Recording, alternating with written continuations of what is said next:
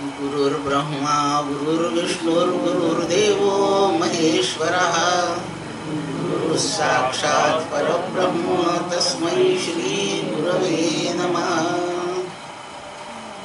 कृष्णं नारायणं वन्दे कृष्णं वन्दे व्रजप्रियं कृष्णं द्वैपायनं वन्दे कृष्णं वन्दे पृथासुतम्। योऽन्तः प्रविश्य मम वाचमिमां प्रसुप्तां सञ्जीवयत्यखिलशक्तिधरस्वधाम्ना अन्यांश्च हस्तचरणश्रवणत्वगादीन् प्राणान्नमो भगवते पुरुषाय तुभ्यं।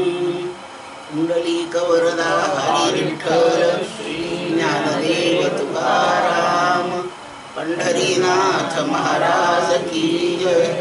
माऊली ज्ञानेश्वर महाराज की जय। जय जय रघुवीर समर्थ।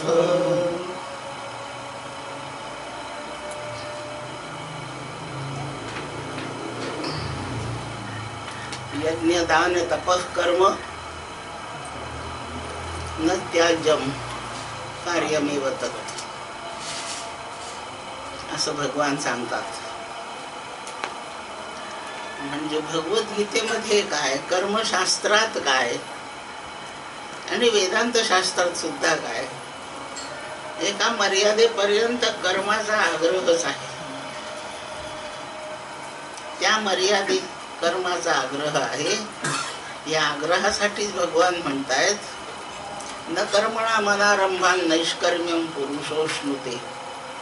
ब्रह्मस्वरूप आपल्यापैकी प्रत्येकाचं स्वरूप, मोक्षाचं स्वरूप हे नैष्कर्म्य असं आहे. म्हणजे कर्माचा संबंध नसलेली जी स्थिती आहे ते मोक्षाचं स्वरूप आहे, ते ब्रह्माचं स्वरूप आहे. कर्माचा प्रांत द्वैताचा आहे आणि ब्रह्माचा प्रांत अद्वैताचा आहे. अद्वैत विस्कळीत होऊ नये म्हणून ब्रह्माच्या ठिकाणी कर्म नाहीच. म्हणजे नैष्कर्म्य अवस्था प्राप्त होणे याला मोक्ष मिळवणे असं म्हणायचं. नैष्कर्म्य स्थितीला जाणे याचा अर्थ ब्रह्म प्राप्ती होणे, ब्रह्म साक्षात्कार होणे असा होतो. हे कर्मरहित स्थितीत प्रविष्ट होणे, कर्मरहित स्थितीत जाणे म्हणजे त्रिपुटीचा निराश होऊन जाणे. म्हणजे मी करता ही भावना संपणे, मला काही एक मिळवायचं आहे ते कर्म आणि प्रत्यक्ष कृती ह्या तिन्हीचा निराश होऊन जाणे. याने नैष्कर्म्य सिद्धी येते. ते मोक्षाचं स्वरूप आहे, ते ब्रह्मस्वरूप आहे, ते आपल्यापैकी प्रत्येकाचं स्वरूप आहे. चैतन्य त्याच स्वरूपाचं आहे. मग आता नैष्कर्म्य प्राप्त करायचं असेल तर कर्म करणे थांबवलंच पाहिजे असं काही समजायला फार अवघड नाहीये. आणि भगवान म्हणतायत न कर्मणा मनारंभान नैष्कर्म्यम पुरुषोष्णुते. कर्म जर केलंच नाही तर नैष्कर्म्याला जाताच येणार नाही. नीट समजावून घेण्याचा हाच मुद्दा आहे. नैष्कर्म्य ही तर आपली ध्येय स्थिती आहे. मग त्या स्थितीला जायचं असेल तर कर्म करणे थांबवलंच पाहिजे. आणि भगवान म्हणतात ती स्थिती आणायची असेल तर कर्माचा आरंभ करण्याशिवाय दुसरा पर्याय नाही. नैष्कर्म्य सिद्धी प्राप्त करण्यासाठी कर्माचरण करणे हा प्रारंभ आहे. ते करायलाच पाहिजे. मला अभ्यासाचा फार कंटाळा येतो, नाही आवडत करायला. अभ्यास बंद करण्याने माझी प्रगती नाहीये. अभ्यासाने प्रारंभ करायचा, काही मर्यादेपर्यंत अभ्यासच करायचा, काही परीक्षा उत्तीर्ण होऊन जायचं म्हणजे अभ्यास थांबून जातो. आणि परीक्षा उत्तीर्ण झाल्यावर पुढे अभ्यास करणे नाही. अभ्यास करणे जर थांबवायचं असेल तर अभ्यास करण्याने सुरुवात करावी लागते. कर्म जर थांबवायचं असेल तर कर्माने प्रारंभ करावा लागतो. म्हणून नैष्कर्म्य सिद्धी कर्मारंभाशिवाय नाही. एका मर्यादेपर्यंत असा कर्माचा आग्रह आहे आणि त्या कर्मातून सुटण्याचा त्याहून जास्त आग्रह आहे. आणि ह्या दोन्हीचा मेळ घालून हे संपूर्ण कर्मशास्त्र शिकण्यासाठी आपण हा अभ्यास वर्ग चालवला आहे. आणि या अभ्यास वर्गात कर्माच्या अनेक पैलूंचा विचार होतो आहे. आतापर्यंत झालेल्या काही प्रवचनांमध्ये काही प्रमाणात विचार झाला आहे, अजून काही बाकी आहे. आतापर्यंत जेवढी प्रवचने झाली कर्माबद्दल आणि ते त्याच्याबद्दल जेवढं आपण अनुभवलं, आचरलं, शिकून घेतलं, ऐकलं, त्याचा थोडा आढावा घ्यायचा आहे. त्याच्या आधी ठरवलेल्या नियमाप्रमाणे एक थोडासा बारीकसा नवीन मुद्दा आपण आधी लक्षात घ्यायचा. तो संपल्यावर विषयाला प्रारंभ. आज तो नवीन मुद्दा म्हणजे सगळ्यांना माहीत असलेला मुद्दा, सोपा मुद्दा, सर्वांना माहीत असलेला मुद्दा. वदनी कवळ घेता नाम घ्या श्रीहरीचे, सहज हवन होते नाम घेता फुकाचे. जीवन करी जीवित्वा अन्न हे पूर्ण ब्रह्म, उदर भरण नोहे जाणीजे यज्ञ कर्म. हा श्लोक भोजनाच्या प्रारंभी म्हणायचा आणि मग प्रत्यक्ष जेवण सुरू करायचं. असा एक सर्वसाधारण प्रघात. या प्रकारचे थोडक्यात म्हणजे अनुशासन आपल्या सर्व भोक्त्यांना सांगून ठेवलं आहे. इथे वदनी कवळ घेता आपण रोज म्हणतो आहोत. आणि एक सहनावतू हा शांतीपाठ म्हणतो. एक दिवस त्या शांतीपाठाचाही विचार करू, पण आज आता वदनी कवळ घेता ह्या श्लोकाचा. भोजनाचा प्रारंभ करताना परमेश्वराचं स्मरण करणे. नाम घ्या श्रीहरीचे. नाम घ्या श्रीहरीचे असं जो जेवायला बसलेला नाही तो यजमान जेवणाऱ्याला सांगत असतो. हा श्लोक कोणी म्हणायचा? तो जो यजमान आहे, सगळ्यांना वाढतो आहे, ज्याने भोजनाचा समारंभ मांडला आहे, तो जेवायला बसणाऱ्यांना सांगतोय नाम घ्या. कोणाचं? श्रीहरीचं. केव्हा घ्या? घास खाण्याच्या क्षणाला परमेश्वराचं नाम घ्या. नाम घ्या श्रीहरीचे. पण जेवणाराही पण ते म्हणतो. जेवणाऱ्यांनी ते ऐकायचं आणि त्याची कार्यवाही करून फक्त हरी हरी म्हणायचं. नाम घ्या श्रीहरीचे. असं केलं म्हणजे काय होईल असं जेवणारा विचारतोय. हे कशासाठी म्हणू? त्याचं उत्तर तो यजमान देतो आहे. सहज हवन होते नाम घेता फुकाचे. यज्ञ केल्याचं फळ मिळतं असं हरी म्हटल्याने. पण आम्हाला तर माहित आहे यज्ञासाठी खूप द्रव्याचा खर्च असतो. आता मला यज्ञाचं फळ जर पदरी पाडून घ्यायचं असेल, आम्ही तर जेवायला बसलो, एवढ्या द्रव्याचा यज्ञ कुठून करायचा? म्हणून आपल्या शंकांचं निवारण करायला तो यजमान सांगतोय फुकाचे, निःशुल्क. तुम्हाला एक पैसा नाही पडणार ह्या यज्ञासाठी. नाम घेता फुकाचे. असं काय? याचं काय कारण आहे? याचं कारण असं आहे, जे अन्न आपण सेवन करणार आहे ते अन्न आपल्या जिवंत राहण्यासाठी जीवन रस पुरवत आहे. जीवन करी म्हणजे जिवंत राहण्याचा रस पुरवत आहे. जीवित्वा म्हणजे जिवंत राहण्यासाठी जीवन पुरवत आहे.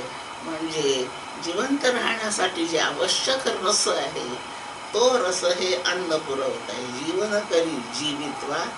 जीवित्वा जिवंत राहण्यासाठी, जगण्यासाठी जीवन पुरवत आहे. म्हणजे जीवनाचा रस ज्यावर जगणे चालू असतंय तो रस ते अन्न पुरवतं. जीवन करी जीवित्वा अन्न.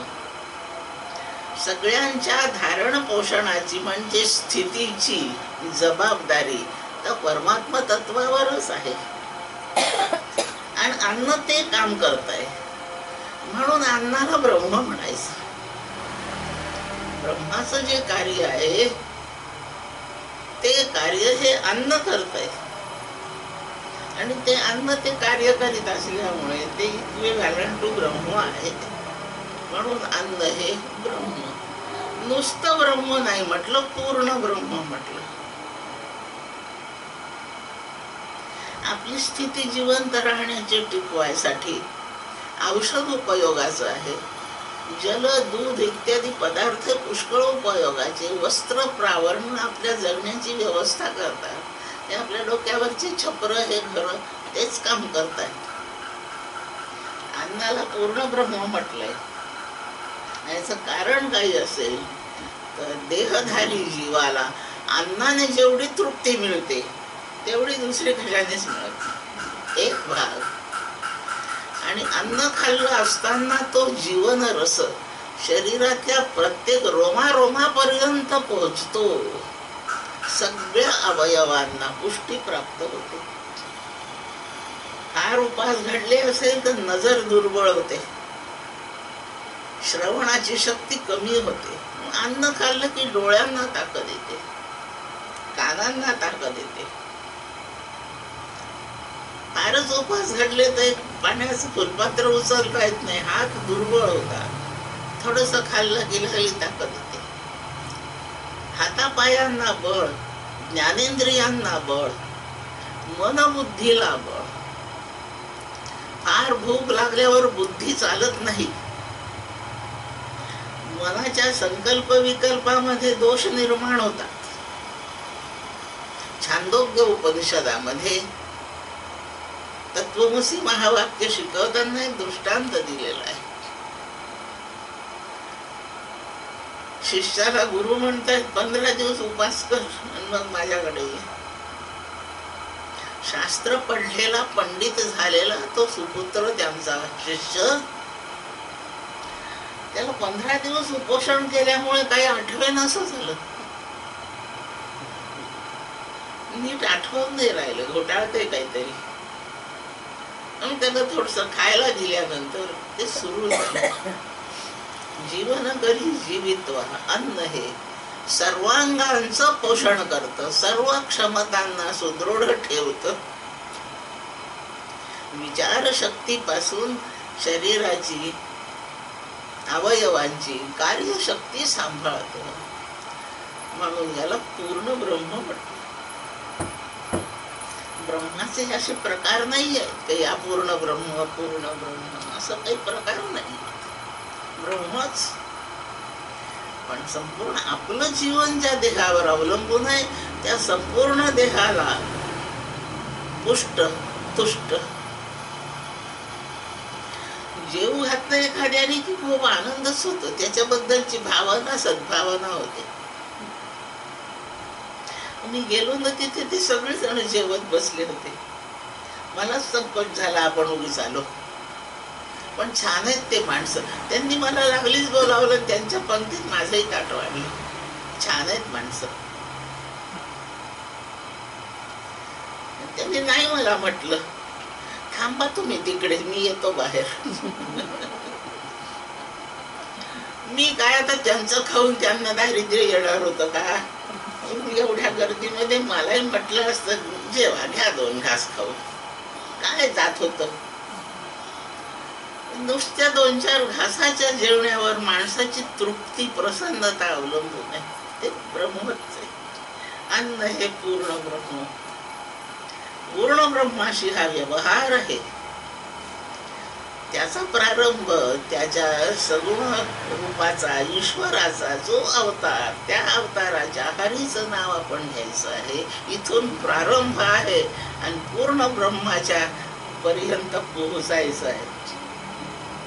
एवढं सर्व जे आपल्यासाठी केलं गेलं हे संपूर्ण स्वधर्माचं आचरण आहे. आणि या स्वधर्माला यज्ञ म्हणतात. म्हणून आता भोजन हा कार्यक्रम अन्न खाऊन शरीर पुष्ट करणे इथपर्यंत मर्यादित नाही, हा यज्ञ आहे.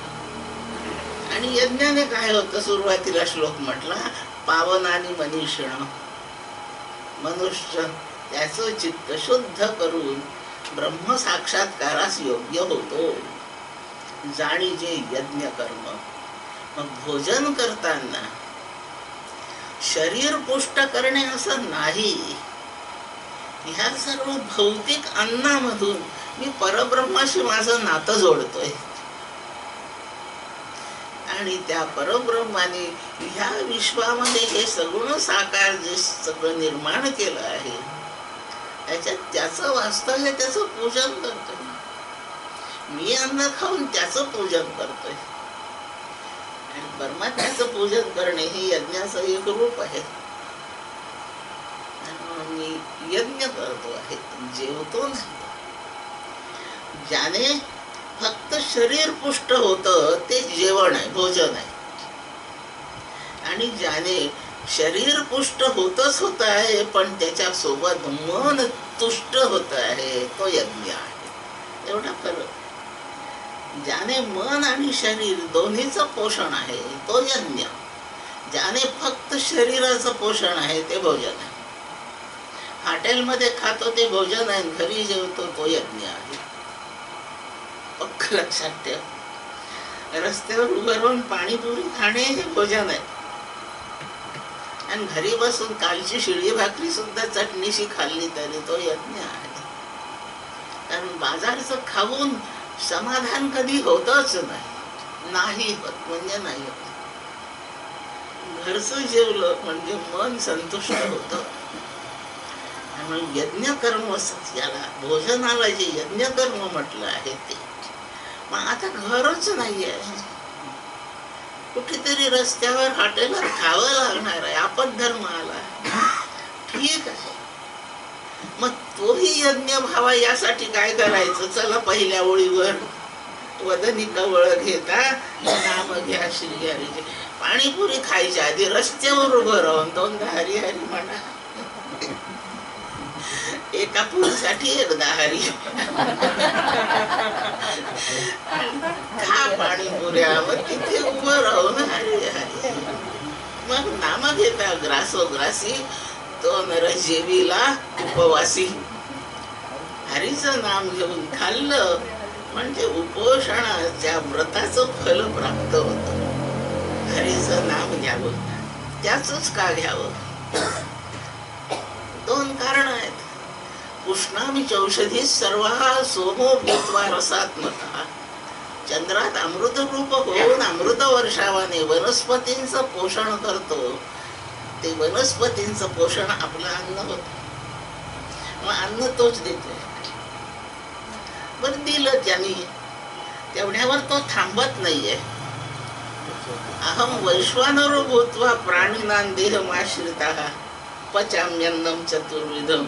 आतमध्ये जाऊन मीच बसतो, चंद्रात बसून अन्न उत्पन्न करतोय आणि उदरात जाऊन बसतो आणि खाल्लेलं अन्न पचवतोय. अन्नाला एवढ्याच दोन गोष्टी आवश्यक आहे. एक तयार व्हायला पाहिजे, दुसरं पचलं पाहिजे. दोन गोष्टीची जबाबदारी तो घेऊन बसला आहे. पण त्याची आठवण करणे ही कृतज्ञता आहे.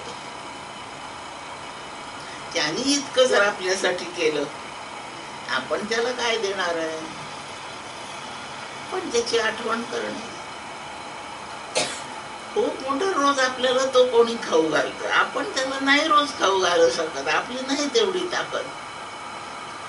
पण त्याला काही चहा तर द्यावा, थोडासा निदान जेवायला ये एवढं निमंत्रण तर द्यावं. तो येवो न येवो निमंत्रण तर द्यावं. तो खावो न खावो त्याला दाखवावं तर खरी. त्याचं नाम घ्यावं. दोन कामे करतोय महत्वाची. अन्न उत्पन्न करतोय आणि अन्न पचवतोय. आणि ह्या दोन गोष्टी जर घडल्या नाही तर आपल्या पोषणाची व्यवस्था काय आहे? म्हणून त्याचं नाम घेऊन कृतज्ञतेने असावं. आपणच फक्त जेवावं हा हिशेब शास्त्राला मान्य नाही. आणि जशी मला भूक लागते, यच्च यावत जगातल्या सगळ्या जिवंत प्राण्यांना भूक लागते. आणि म्हणून आपण जेव्हा जेवायला बसतो तेव्हा उपस्थित सगळ्यांना चला जेवायला असं म्हणावं. सर्वांच्या सोबत जेवावं. मंत्रच म्हणतोय, सहन उभं लागतो. आम्ही सगळे सोबतीने जेवतो. मी एकटा भोग घेतो असं नाही आहे. सगळेजण आपण एकत्रित भोग घेऊ, असं आपण जेवू. ही चित्ताची विशालता आहे. जेवण हा व्यवहार आहे आणि सर्वांच्या सोबत जेवणे हा परमार्थ आहे. कारण व्यवहार संकुचित आहे, एकट्यापुरता, स्वार्थाने मर्यादित आहे. आणि परमार्थाची विशालता, व्यापकता आहे, तो सर्वांना घेऊनच चालतो. सर्वत्र सुखीनच संतो. देवा मला सुखी ठेव, हा वेडेपणा आहे. हो, पोरांना घेऊन जातात आई बाप, देवापुढे उभे राहतात देवळामध्ये. कर बाळा, कर नमस्कार देवाला. ते पोरग हो नाही करीत करीत जोडतो एकदाच हात. म्हण देवाला मला सुखी ठेव. आई बाप त्याला स्वार्थ शिकवतात, मला सुखी ठेव. आणि आमचं शास्त्र शिकवत आहे सर्वत्र सुखीनच संतो. आणि म्हणून भोजनाच्या वेळेला सहन भुनकतो म्हणावं. आता सगळ्यांना जेवायला बोलवायचं. यच्च यावत जेवणारे जेवढे प्राणी आहेत त्या सगळ्यांनाच निमंत्रण. आणि आले सगळे तर सगळ्यांना वाढायचं. काय का ताकद, माझंच पोट भरायचं एवढं अन्न माझ्याजवळ नाहीये. इतक्यांना मी बोलावल्यावर काय खाऊ घालायचं, अशक्य आहे. पण सर्वांना द्यावं असं आहे. म्हणून मानसिक पातळीवर सर्वांच्या भोजनाची व्यवस्था परमेश्वराने करावी अशी त्याला प्रार्थना करावी प्रत्येक जेवणाऱ्याने. जसं रे बादेवा तुम्हाला आता माझ्यापुरतं अन्न इथे पुढे दिलंयस, असं ज्याला ज्या ज्या वेळेला भूक लागते त्याचं जे जे अन्न आहे ते त्याच्या भुकेच्या वेळी त्याला मिळू दे, असं देवाला सांगावं. कारण सर्व प्राण्यांच्या ठिकाणी तोच आहे, त्याला सांगावं. तो सर्वांच्या भोजनाची व्यवस्था करतो. मागे दृष्टांत सांगितला होता, ओघात आलाय म्हणून पुन्हा सांगते.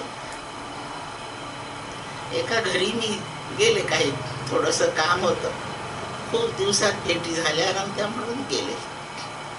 मला माहित होतं त्या घरामध्ये एक 2-3 वर्षाचं बाळ आहे.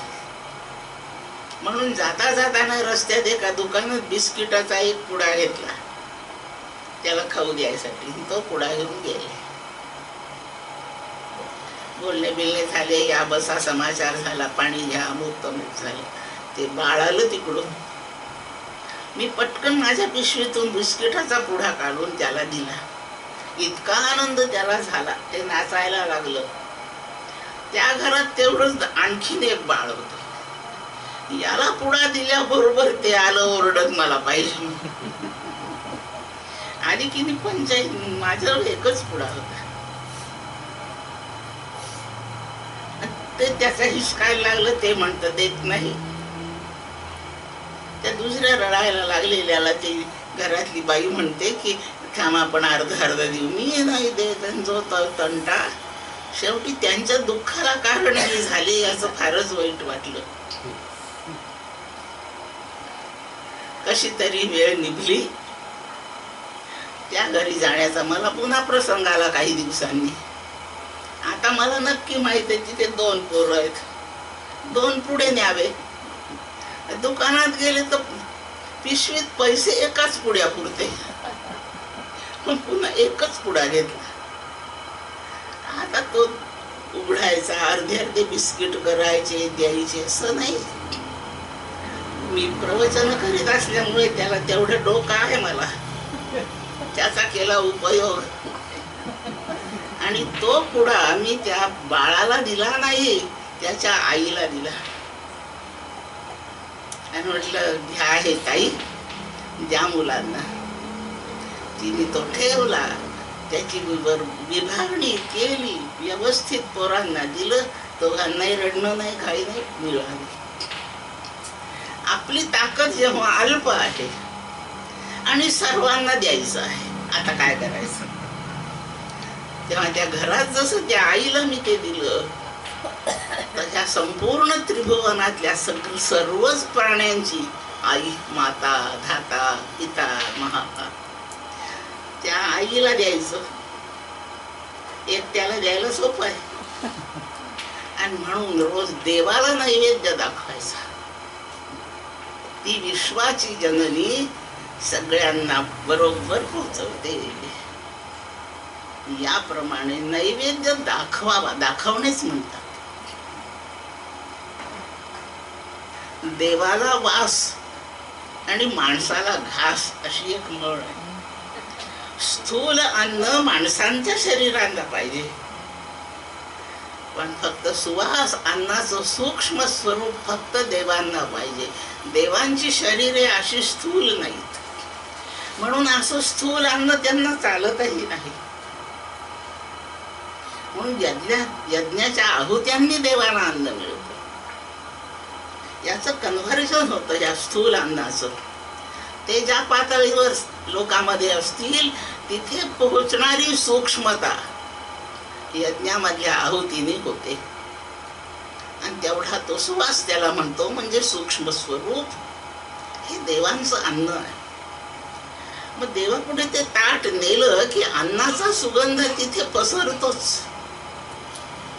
ते सूक्ष्म रूप देवाच्या तृप्तीला पुरेसं आहे. म्हणतो आपण नैवेद्य समर्पण करा, पण त्याचा खरा विधी देवाला नैवेद्य दाखवा असंच आहे.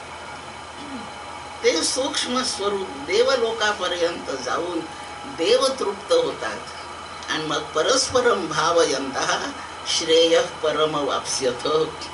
आपण देवाला जेव घातलं ते तृप्त झाले, मग ते आपल्यासाठी अन्न निर्माण करतात आणि आपण तृप्त होतो.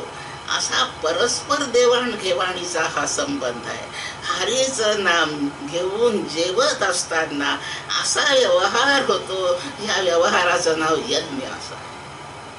आणि म्हणून जाणीजे यज्ञ करू. जेवत असताना हे यज्ञ सुरू आहे असं लक्षात ठेवा. आपल्या पुस्तिकेमध्ये एक प्रकरण आहे, होम हवन यज्ञ वगैरे. तेव्हा यज्ञाचा बराचसा तपशील आपण लक्षात घेऊ. वदनी कवळ घेता नाम घ्या श्री हरीचे. श्लोक यजमानाने म्हणण्याचा आहे, पण आपणही ते म्हणण्यामध्ये सहभाग द्यायचा. आणि बरं आहे, नाम घ्या श्री हरी, तुम्ही म्हणा,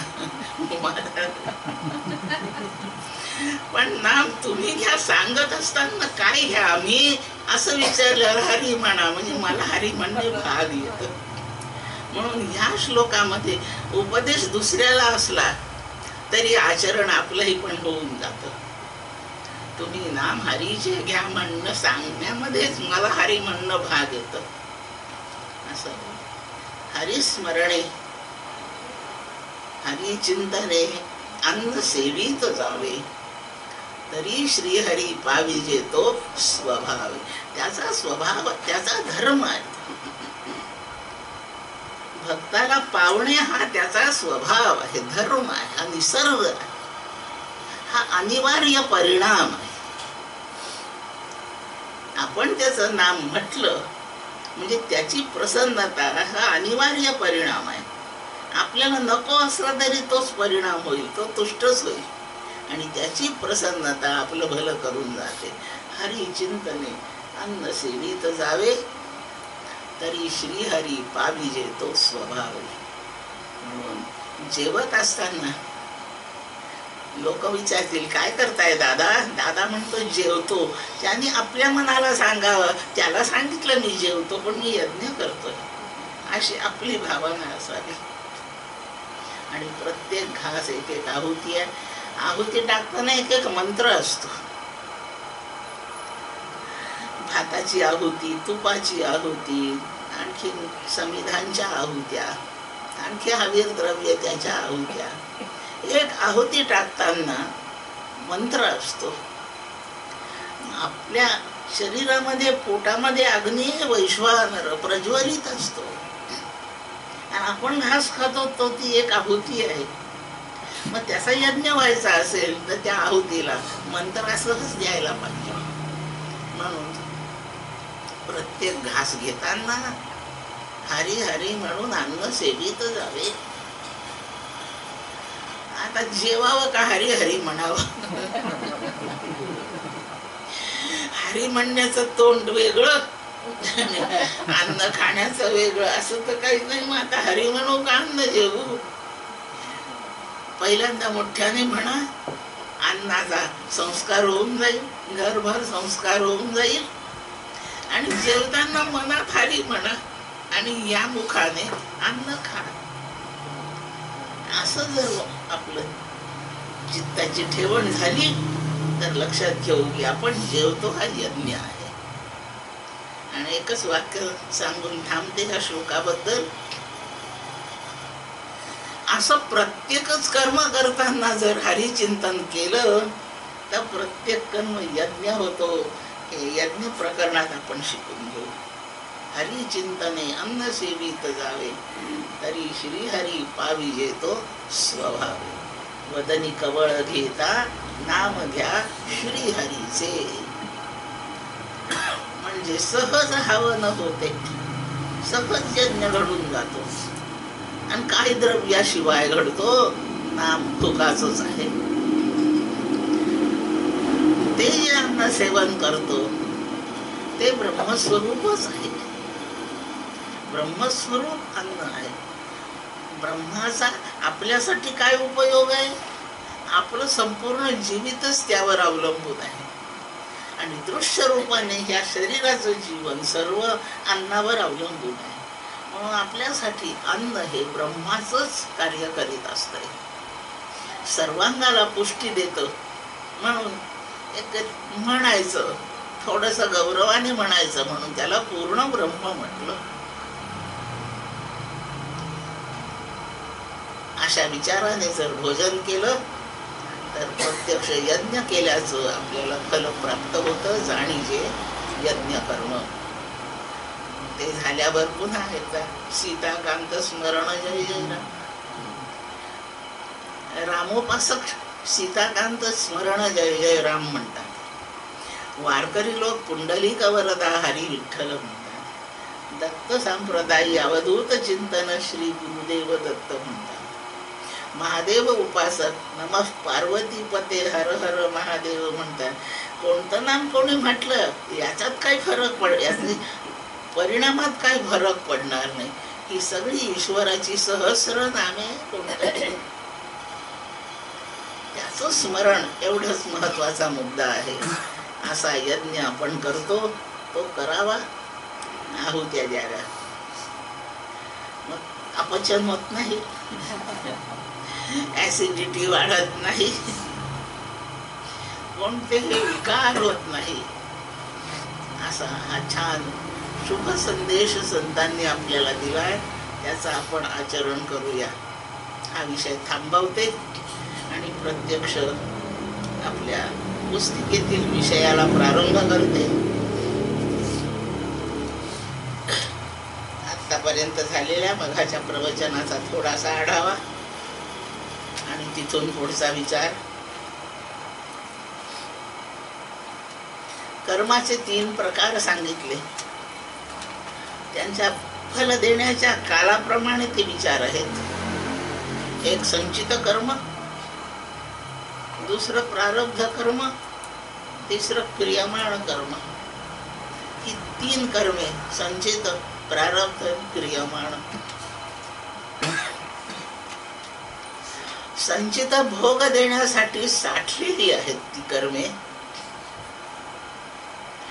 प्रारब्ध म्हणजे त्यातली काही कर्मे भोग द्यायला त्यांनी प्रारंभ केलेला आहे, भोग सुरू झालेला आहे, ते प्रारब्ध.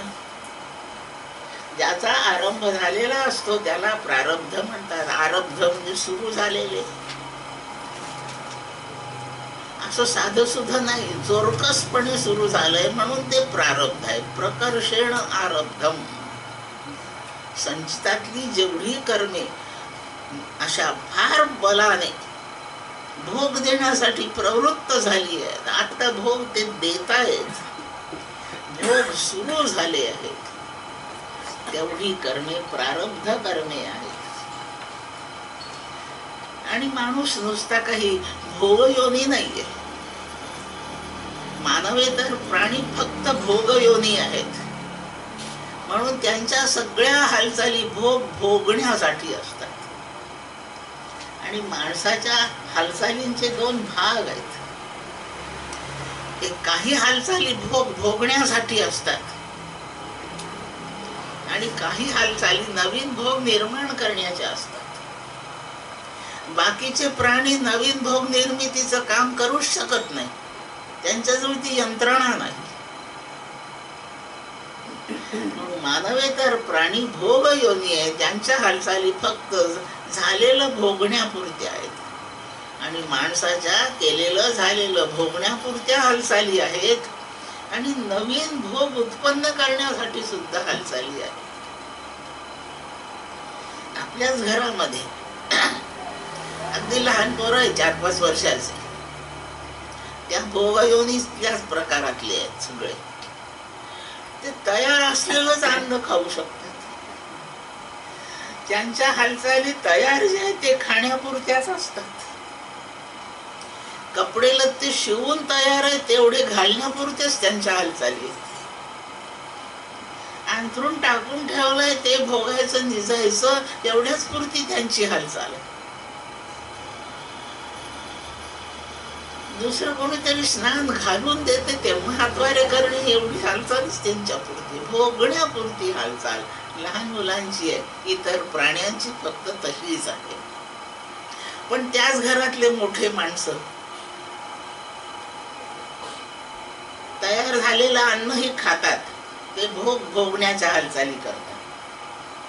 आणि थोड्या वेळाने पुन्हा जेवायचंय म्हणून स्वयंपाकही करीत असतात. ते भोग निर्मितीची हालचाल आहे. मोठे माणसं भोग निर्मितीची कृती करतात आणि भोग भोगण्याची पण करतात. तयार अन्न खातात ते भोग भोगण्याचं आहे. आणि पुन्हा अन्न खायचंय म्हणून शिजवतात ते भोग निर्मितीचं काय. हे फक्त माणसांना जमतं. म्हणून माणूस नुसता भोगयोनीचा प्राणी नाहीये. हा कर्मयोनी पण नाहीये. हा कर्माचा अधिकारी आहे. आणि ते फक्त भोगाचे अधिकारी आहेत.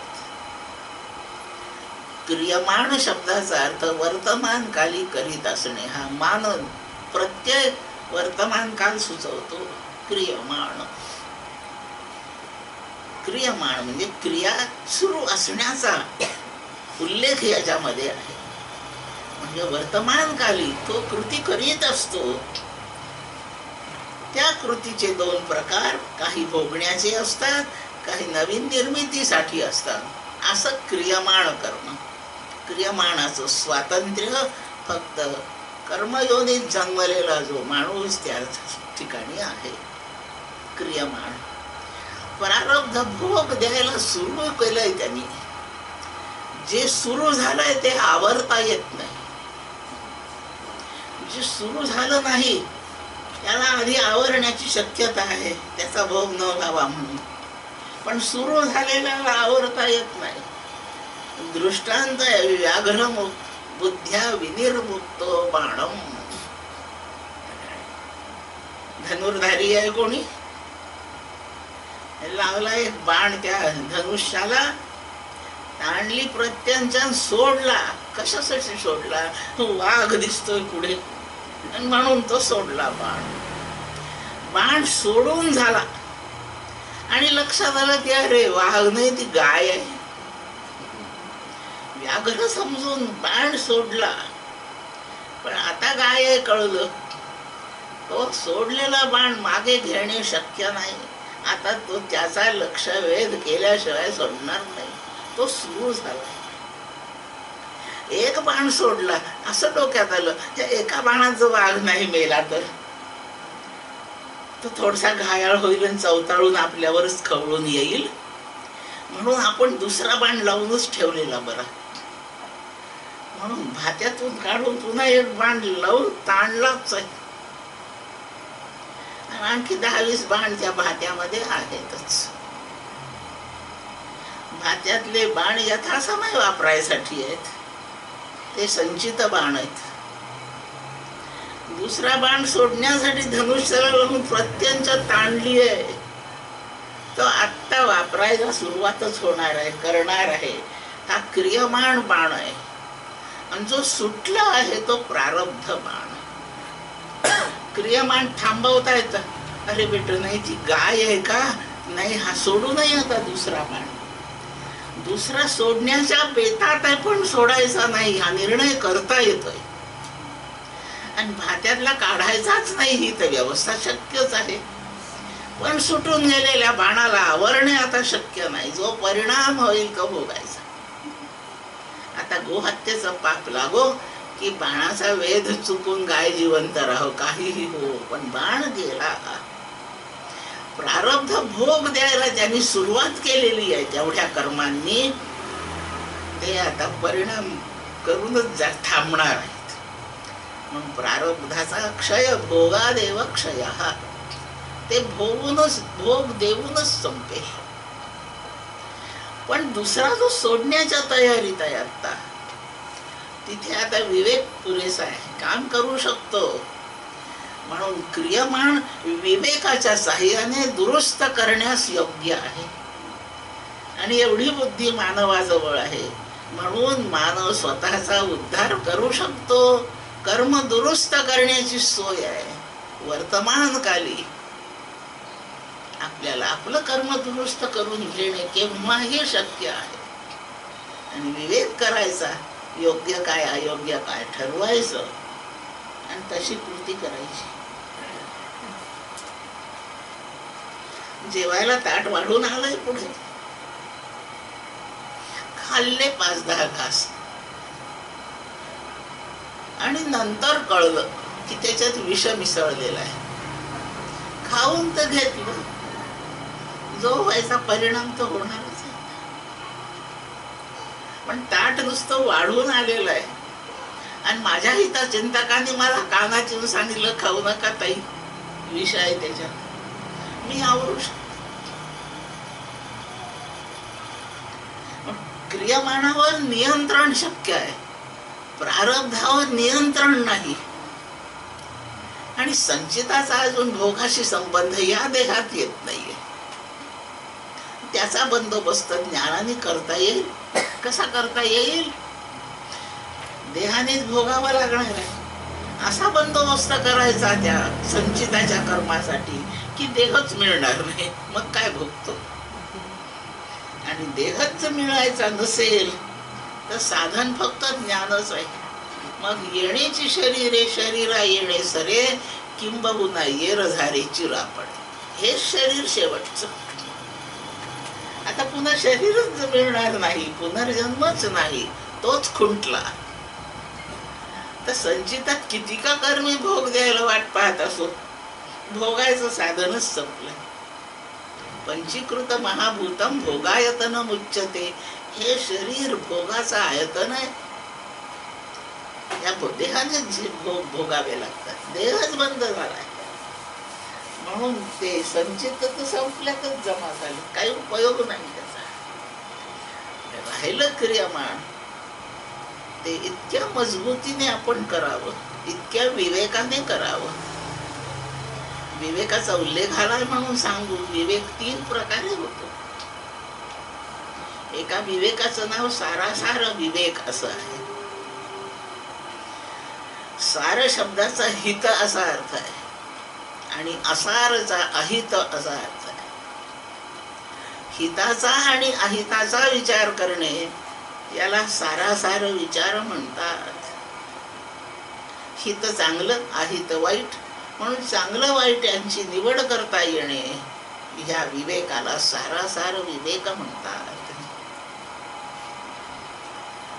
मी श्रीखंड खावं की नाही, माझं याच्यात हित आहे की अहित आहे. घसा धरतो, अहित आहे, म्हणून माझ्यासाठी श्रीखंड खाद्य नाही असा निर्णय. बासुंदी आहे, श्रीखंड आहे. माझ्या हिताचं काय, बासुंदी ती निवडायची. अहिताचं काय आहे, श्रीखंड आहे, ते त्यागायचं. अहिताचा त्याग, हिताचं सोयीचं आहे ते स्वीकार. स्वीकार ज्याचा ते सार स्वीकार. आणि अहिताचं जे तो असार त्याग, हा सारासार विवेक आहे. प्रपंच करणे, परमार्थ करणे, माझं हित कशात आहे? परमार्थात हित आहे म्हणून मी परमार्थच करीन, नाही प्रपंच करणार. सारासार विचार. प्रपंच त्रासदायक आहे, कसा केला म्हणजे त्रासदायक आहे, कसा न केला म्हणजे सुखदायक आहे, अशी निवड करा. मग प्रपंचातून सार निवडा. प्रत्येकच परिस्थितीतून सार असार याची निवड शक्यच आहे. हित आणि अहित याचा निर्णय करता येणे ही सारासार विवेक बुद्धी आहे. ही बुद्धी वापरायची आणि क्रियमाण कसं करायचं हे ठरवायचं. क्रियमाणाचं स्वातंत्र्य आहे. आणि म्हणून विवेकाच्या साहाय्याने हितापुरतं कर्म तेवढं करायचं आणि हितापुरतं जे नाही ते टाळायचं. विवेकाचा दुसरा प्रकार नित्यानित्य वस्तू विवेक आहे. ह्या जगामध्ये जर पाहिलं, आपल्याकडे फुलांच्या झाडात एक पारिजातकाच्या फुलांचं झाड आहे, त्याला फुले येतात. दुसरे जरबेरा आहे, हल्ली ही फुले आहेत. सजावट करायची सभागृहामध्ये. कोणत्या फुलांची करायची सजावट सांगा? पारिजातकाच्या फुलांची करायची का जरबेरा फुलांची करायची? का म्हणून? जास्त टिकतायत म्हणून. म्हणजे पारिजातकाच्या फुलाच्या तुलनेमध्ये जे जरबेरा फुले नित्य आहेत ती अनित्य. जे ताबडतोब विनाशी ते सारं अनित्य, किंवा केव्हा तरी विनाशी तेही अनित्य. अधिक टिकाऊ, सर्वात टिकाऊ, फक्त टिकाऊच अविनाशी, त्याला नित्य म्हणतात. दृष्टांताने तुलनेने लक्षात घेतलंय आपण. लवकर नासून जात आहे ते अनित्य, केव्हा तरी नाचतंय तेही अनित्य. जे खूप काळ टिकून नंतर नाचतं ते अधिक नित्य, आणि कधीच नाचत नाही ते पूर्ण नित्य. असं आपल्या भोवतालच्या सर्व पदार्थांमधून, वस्तूंमधून, म्हणजे ह्या संपूर्ण जगामध्ये काही नित्य आहे, काही अनित्य आहे. आणि जे अनित्य आहे त्याचा त्याग करता येणे, आणि जे नित्य आहे तेवढ्याचाच फक्त स्वीकार करता येणे. असं ज्याला जमलं त्याला नित्यानित्य वस्तू विवेक जमला. जगाच्या संदर्भात विचार करायची वेळ येईल तेव्हा नित्यानित्य वस्तू विवेक म्हणायचं. आपल्या हिताचा नाहिताचा विचार सुरू असेल तेव्हा सारासार विवेक म्हणायचं. यानंतर आता आपल्या आत्म्याबद्दल विचार करू. आपल्याजवळ चैतन्य नावाचा एक घटक आहे आणि हे शरीर जड नावाचा दुसरा घटक आहे. याच्यात सन्मान कोणाचा अधिक? जड शरीराचा कमी आहे सन्मान, त्या मानाने आपल्या चैतन्याचा अधिक आहे.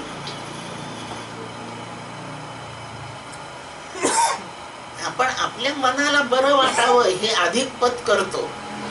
शरीराला त्रास झाला तर चालतो, पण मनाला त्रास सहन नाही होत. मन चैतन्याच्या अधिक जवळ आहे शरीरापेक्षा. आणि आता प्रत्यक्ष आपलं जीवच आणि शरीर या दोन मध्ये किंमत कोणाची जास्त आहे? कोणाची जास्त आहे? जीव चैतन्याची अधिक आहे. हाताला काही रोग झाला, डॉक्टरकडे गेले, डॉक्टर म्हणतात दंडापासून तोडावा लागेल. हो डॉक्टर तोडा, पण मी जिवंत राहील ना. म्हणजे हातापेक्षा या जड शरीरापेक्षा माझ्या जीवाची किंमत जास्त आहे. चैतन्याची किंमत जडापेक्षा केव्हाही जास्त आहे आणि व्यवहार याच तुलनेवर चाललेला आहे. जे चैतन्य आहे, जे माझं स्वरूप आहे, ते सार्वभौम महत्वाचं आहे. त्यापुढे अनात्मा जड जो हा देह हे तुच्छ आहे.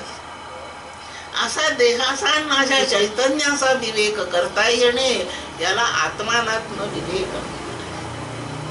3 स्तरावर विवेक आहे. सारासार साधारण व्यवहारात हित अहित पाहायचं, विनाशी अविनाशीचा विचार करायचा, नित्यानित्य. आणि चैतन्य आपलं स्वरूप आत्मा आणि जड देह यांचा विचार करायचा, हा आत्मानात्म विवेक. आत्मा अविनाशी आहे म्हणून आत्मा नित्य आहे. जे नित्य त्याचंच हित आहे म्हणून हिताचा विषय आत्मा आहे. म्हणून अंतिमतः 3ही विवेक एकच शिकवतात. प्रारंभ सारासाराने करावा, मध्य नित्यानित्यमध्ये व्हावा आणि विवेकाची समाप्ती आत्मानात्म विवेकात व्हावी. आणि शेवटी हे नित्य, सार आणि आत्मा एकच आहे असं समजून फक्त वृत्तीला आत्माकार करून ठेवावं. ही विवेकानंतर विचारानंतर ही स्थिती अशी प्राप्त करून घ्यावी. हे कशासाठी सांगितलंय एवढं? हे 3 विवेक ज्याचे जागे आहे त्याचं क्रियमाण दुरुस्त राहतं.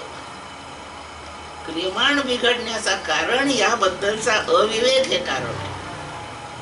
आणि हा अविवेक असेपर्यंत क्रियमाण दुरुस्ती नाही, आणि क्रियमाण दुरुस्ती नाही तो पावे तो कर्मबांधनातून सुटण्याची सोय नाही. असा या बद्दलचा विचार. आणखीन एक विचार शिल्लक आहे.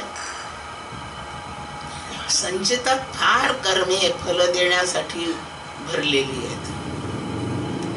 ती इतकी विविध प्रकारची कर्मे आहेत की ती एकाच शरीराने भोगता नाही.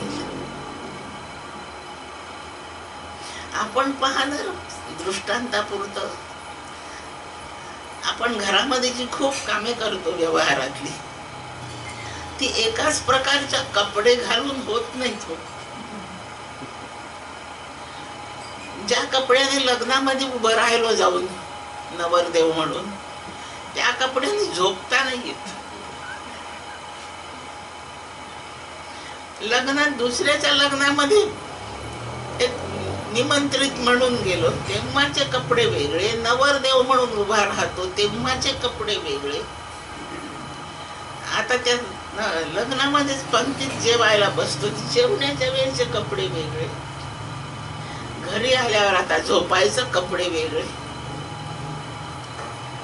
भांडी कुंडी पाणी अमुक तमुक काम करायचे त्याचे कपडे वेगळे. स्वयंपाक करायचे कपडे वेगळे. व्याख्यान ऐकायला जायचे कपडे वेगळे आणि व्याख्यान करायला बसायचं तर कपडे वेगळे. व्यवहारातल्या कर्मांचं स्वरूप बदललं की आपल्याला तोच कपडा चालत नाही. सगळे कपडे प्रत्येक कामाला चालत नाहीत. प्रत्येक कामाप्रमाणे कपडे वेगळे. तसे संचितात जी विविध प्रकारची कर्मे आहेत ती सगळी कर्मे एकाच देहाने नाही भोगतात. त्या कर्माप्रमाणे देह निवडावा लागतो. कोणतं कर्म आहे? माझं लग्न आहे, नवरदेव म्हणून उभा राहायचं आहे, मग वेगळे कपडे. याप्रमाणे सौजन्याचं शांतीचं काही संचित आहे. त्याच्यासाठी साधू पुरुषाचा जसा देह तसाच मिळावा लागेल. क्रौर्य भयंकर, तमोगुण अनावर आहे. अशा मृत्यू होऊन कर्म घडलेलं आहे. कर्म घडून असा मृत्यू झाला आहे. तेव्हा त्याला आता ते जे दुष्ट कर्माचं फळ आहे ते भोगण्यासाठी असा एकनाथ महाराजांच्या सारखा देह नाही चालवायचा. मग त्याच्यासाठी देहाची निवड होते. लांडगा, वाघोबा असे काहीतरी देह. मला असं खूपच आवडतं. आपण खूप स्वयंपाक करावं, खूप लोकांना जेव खाऊ घालावं. मेले. या कर्माचं फल म्हणून एक देह मिळेलच. स्वयंपाक करायचा की नाही फारच कंटाळा येतो. असं अगदी तयार अन्न पुढे पाहिजे की आपण पटकन खाल्लं, हाताने घेऊन खायची सुद्धा गरज पडू नये, असं इतकं सगळं तयार मला पाहिजे. तो म्हणतो तथास्तु. आणि मला पुढचा जन्म पालीचा मिळतो. भिंतीवर पाली हिंडतात. त्यांना स्वयंपाक करावा लागत नाही. एखाद्या ट्यूबलाईटच्या जवळ जाऊन फक्त राहायचं भिंतीवर. येतो एखादा किडा, तो जवळ गेला, तयार अन्न. कंटाळा येतो का स्वयंपाकाचा? तो देह.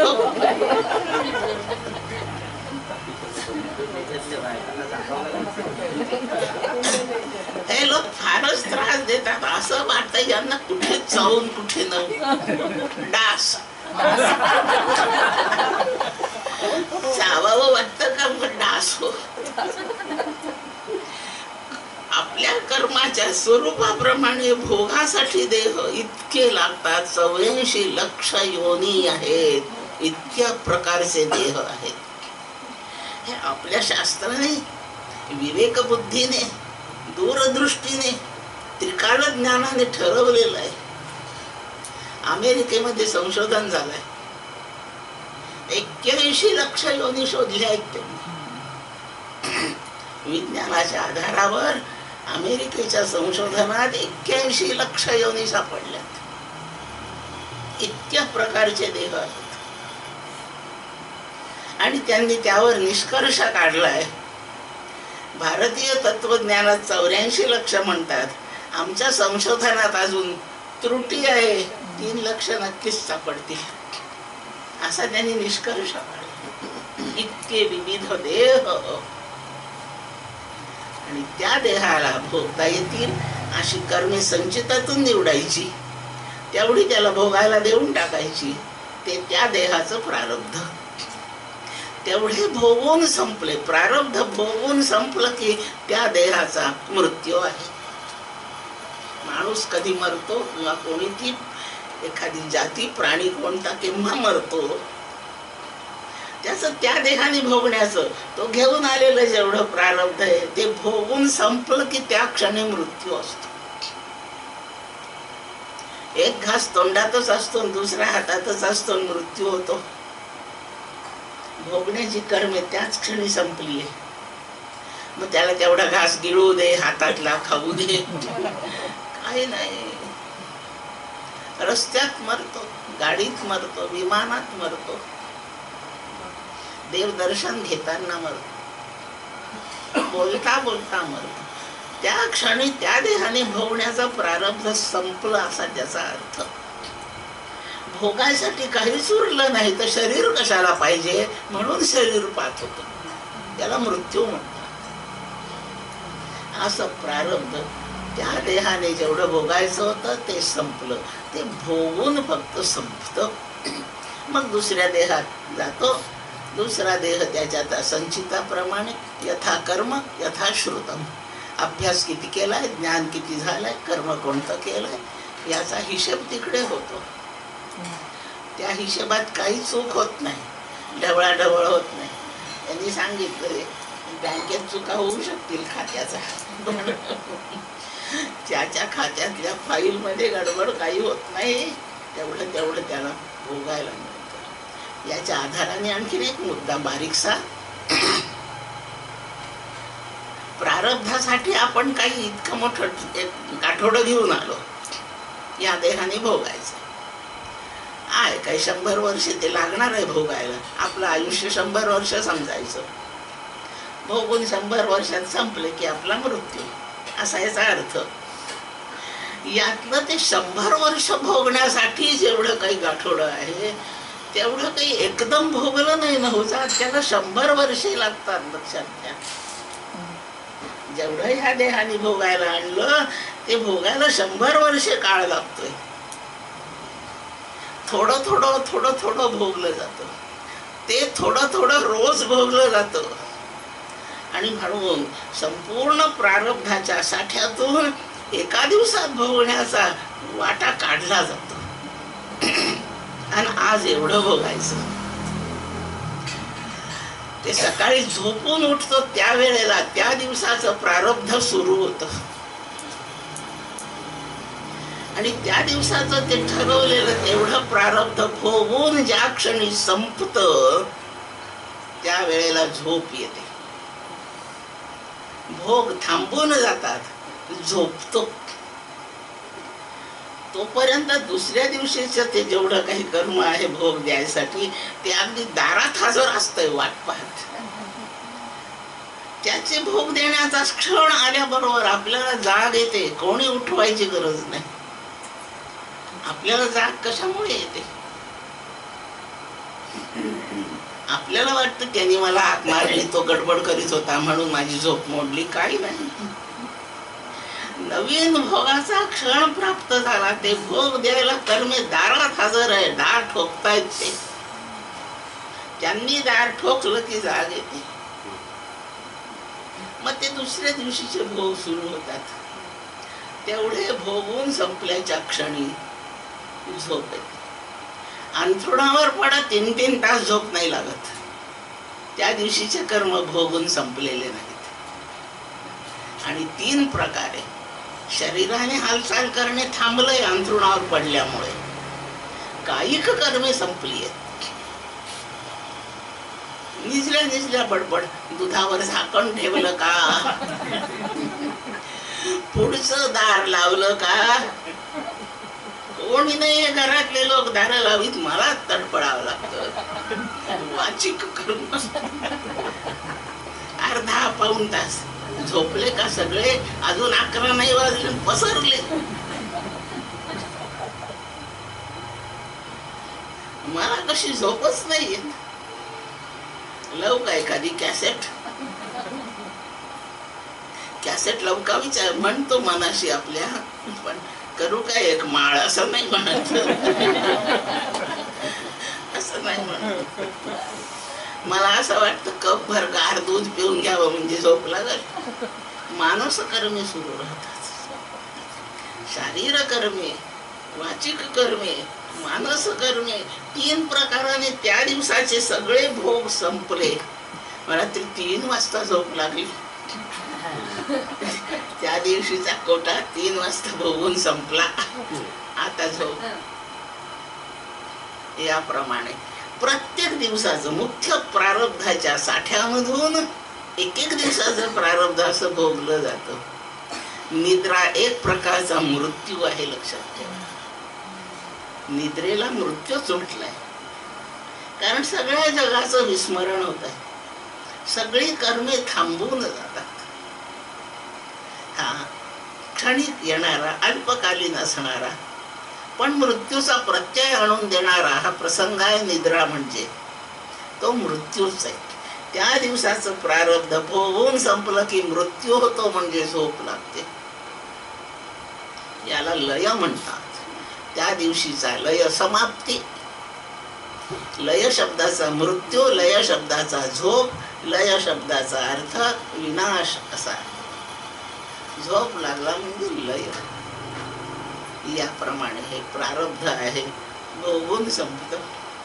हे सगळ्यांचे अनुभव आहे ना झोपेच्या संबंधी. यात काही फरक नाही. मला कशी पटकन झोप लागते अंथरुणावर पडल्या आणि त्याच्या पलीकडे जाऊन प्रवचनात बसल्या लागते झोप. भोगायला काही नाही म्हणून झोप लागते.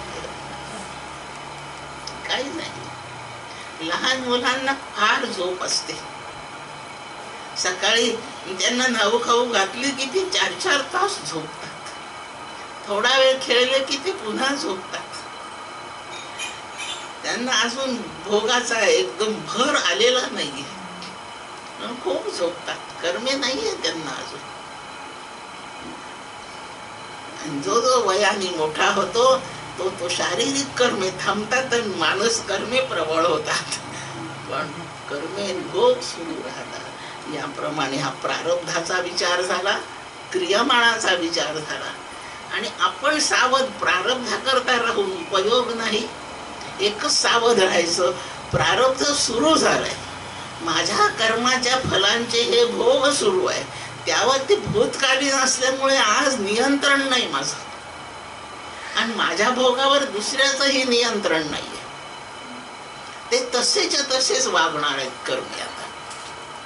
आणि म्हणून कोणाबद्दल कुरकुर करायची, कोणाला दोषी धरायचं, कोण जबाबदार आहे, असा विचार करायचा आणि शांतपणे प्रारब्ध आहे तसं भोगायचं.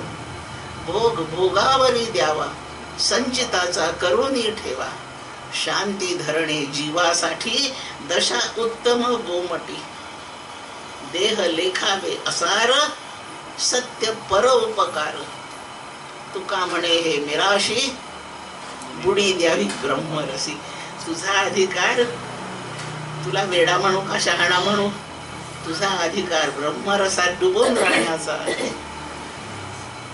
ती तुझी मिरास आहे, तुझ्या नावाने ठरलेलं ते ऐश्वर्य आहे. ते सोडून तू देहाला होणाऱ्या कष्टांनी रडत बसतो वेड्या. आपलं ते संचितात काही आहे तेव्हाच केलेलं.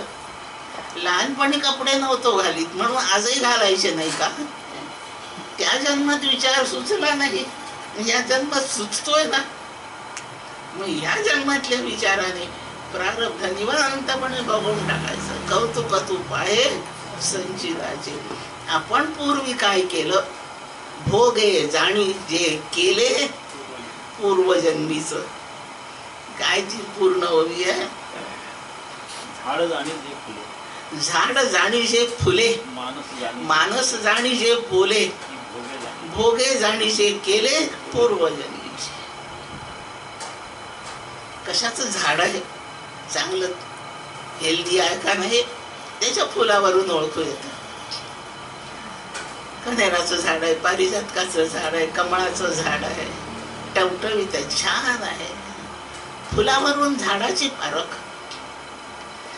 एखाद्याच्या बोलण्यावरून त्याचं मन कसं असेल याचा अंदाज येतो. मन कसं आहे बाहेरून दिसत नाही, पण ओळखण्याची चिन्हे आहे. त्याच्यातलं एक चिन्ह बोलणं त्याचं. मानस जाणीचे बोले, आकारैहि इंगितैहि गत्या चेष्टया भाषितेन च नेत्र वक्त्र विकारैश्च लक्ष्यते अंतर्गतम मनः. आत्मा असलेलं मन ओळखायला कसं काय आधार, आकार.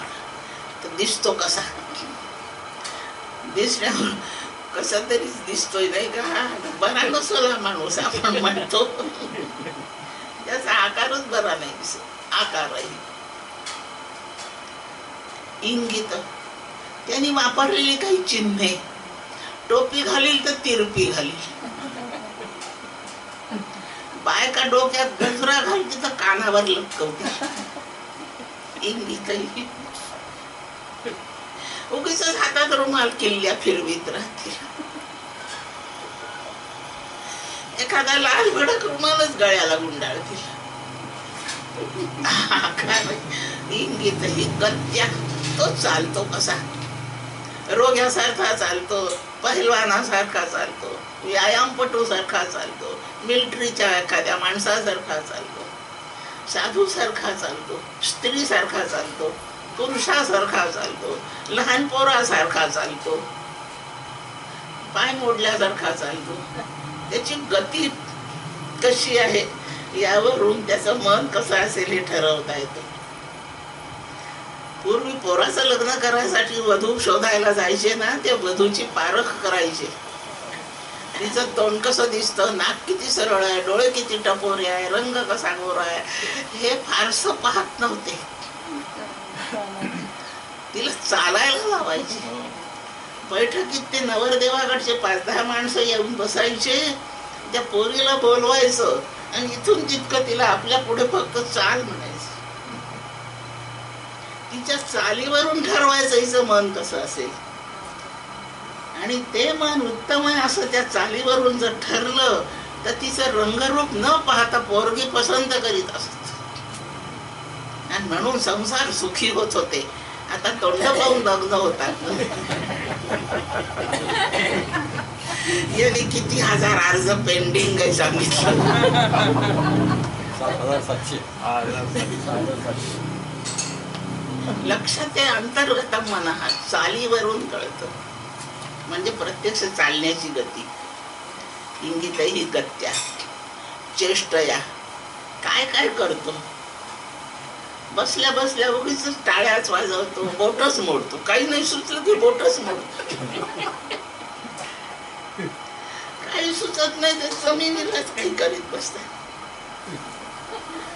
सतरंजीवर त्याच्या आकृत्या गाडीच्याला काही डिझाईन याच्यावरूनच बोट फिरवीत बसतात. निरर्थक चेष्टा, शरीराच्या हालचाली निरर्थक चेष्टया. त्या बोलेवरून आता पाहू, भाषित आहे बोलतो कसा. आवाजात मार्दव किती आहे, कर्कशपणा किती आहे, दुसऱ्याविषयीचा आदर सन्मान किती आहे, तिरस्कार किती आहे, द्वेष किती आहे, अहंकार किती आहे, घमेंडी किती आहे, उद्धट किती आहे, नम्र किती आहे. हे फक्त आवाजावरून कळतं. आणि आवाजावरून तो ज्ञानी किती आहे, शहाणा किती आहे, अविवेकी किती आहे, हे आवाजावरून कळतं. भाषी नाही त्याच्यात. नेत्र वक्त्र, नेत्र म्हणजे डोळे, वक्त्र म्हणजे हे मुख, जीवणीचा भाग. हे कसे हलवतो, याच्या चेष्टा, याच्या हालचाली, विकार यांचे. मध्ये डोळ्याचे करतो तसे.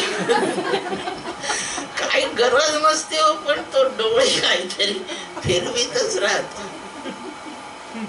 आणि तोंडाची हालचाल, एवढ्या साह्याने या चिन्हांवरून अंतर्गत मन काय आहे हे ठरवलं जातं.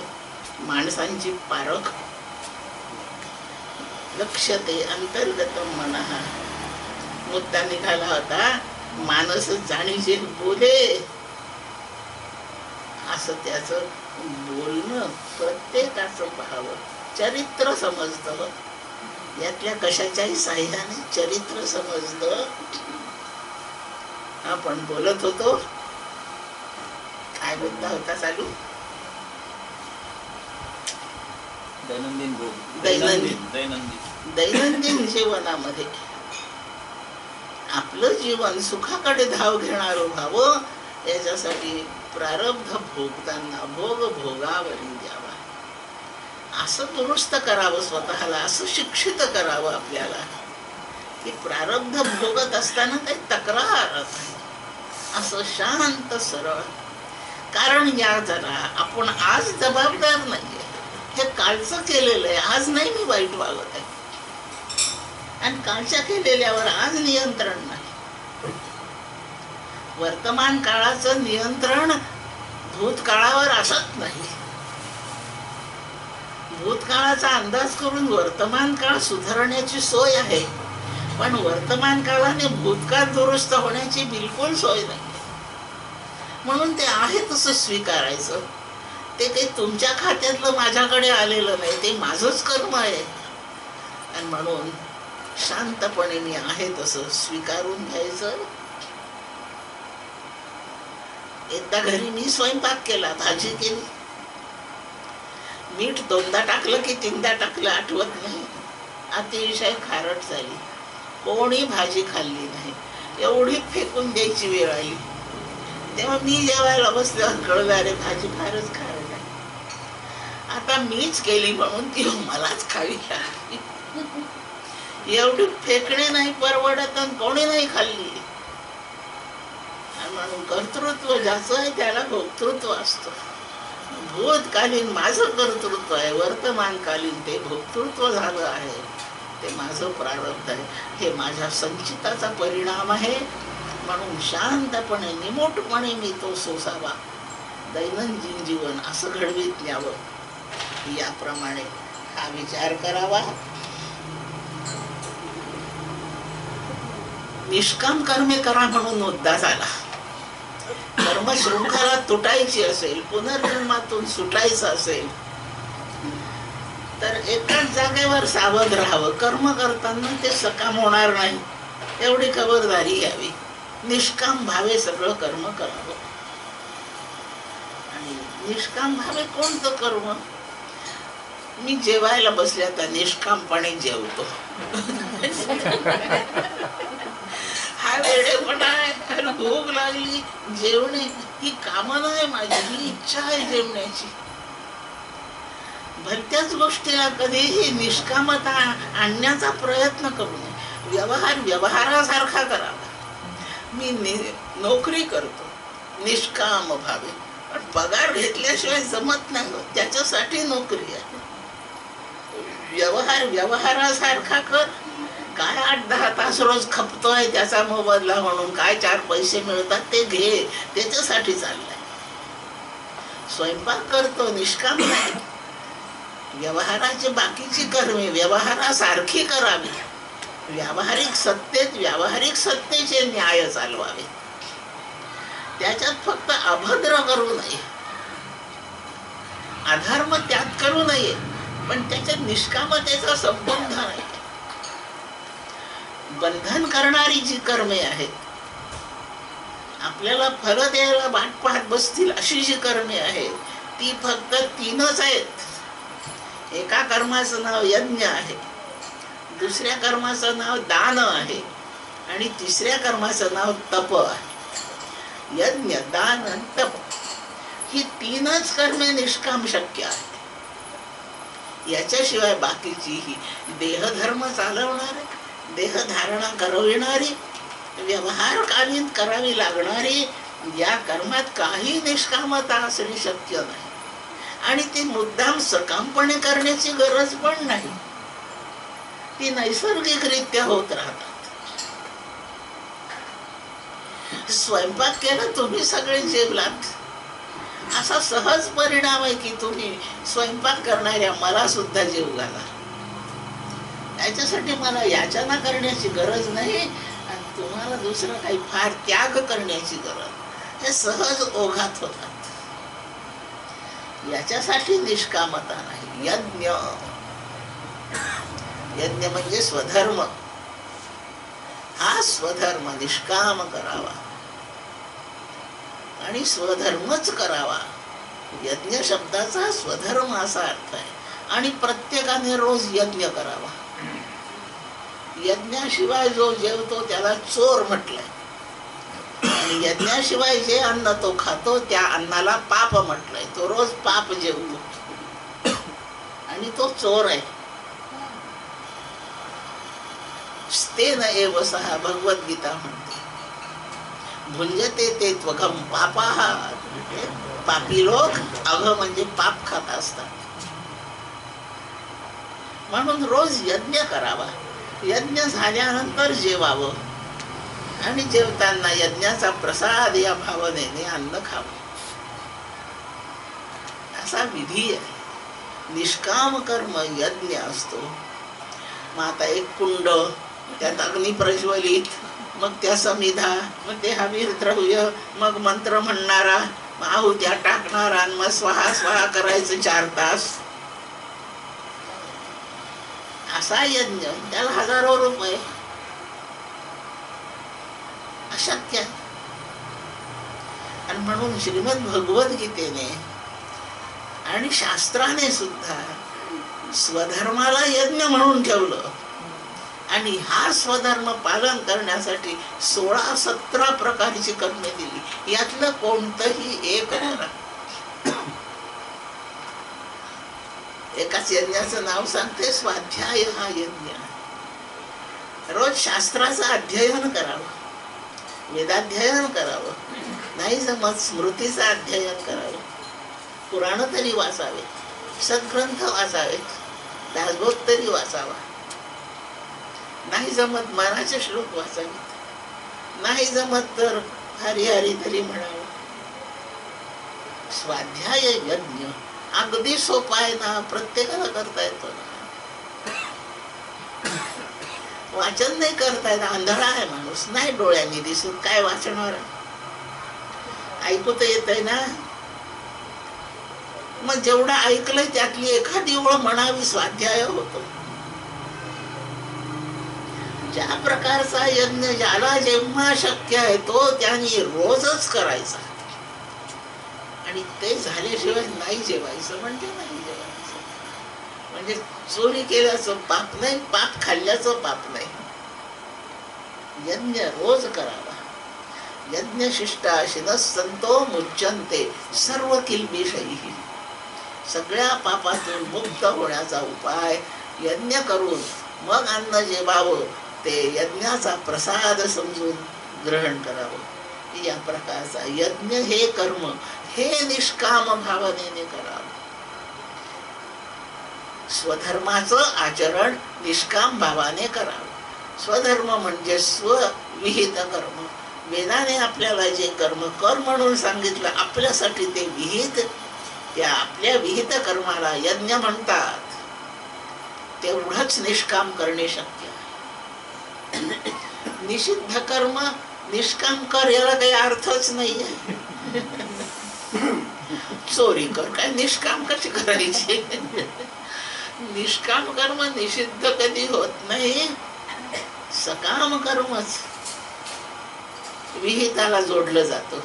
ती सकामत्वा विहिताला न जोडताना मी असं वागलो तर स्वर्ग मिळेल, असं वागलो तर गोरी बायको मिळेल, असं केलं की विद्वान पोरगा मिळेल, ते मिळण्यासाठी मग मी आता असं करतो.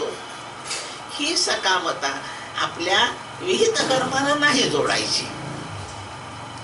ते माझं कर्तव्य आहे एवढ्या बुद्धीने, ईश्वराचं ते मनोगत आहे आणि म्हणून मी करतो.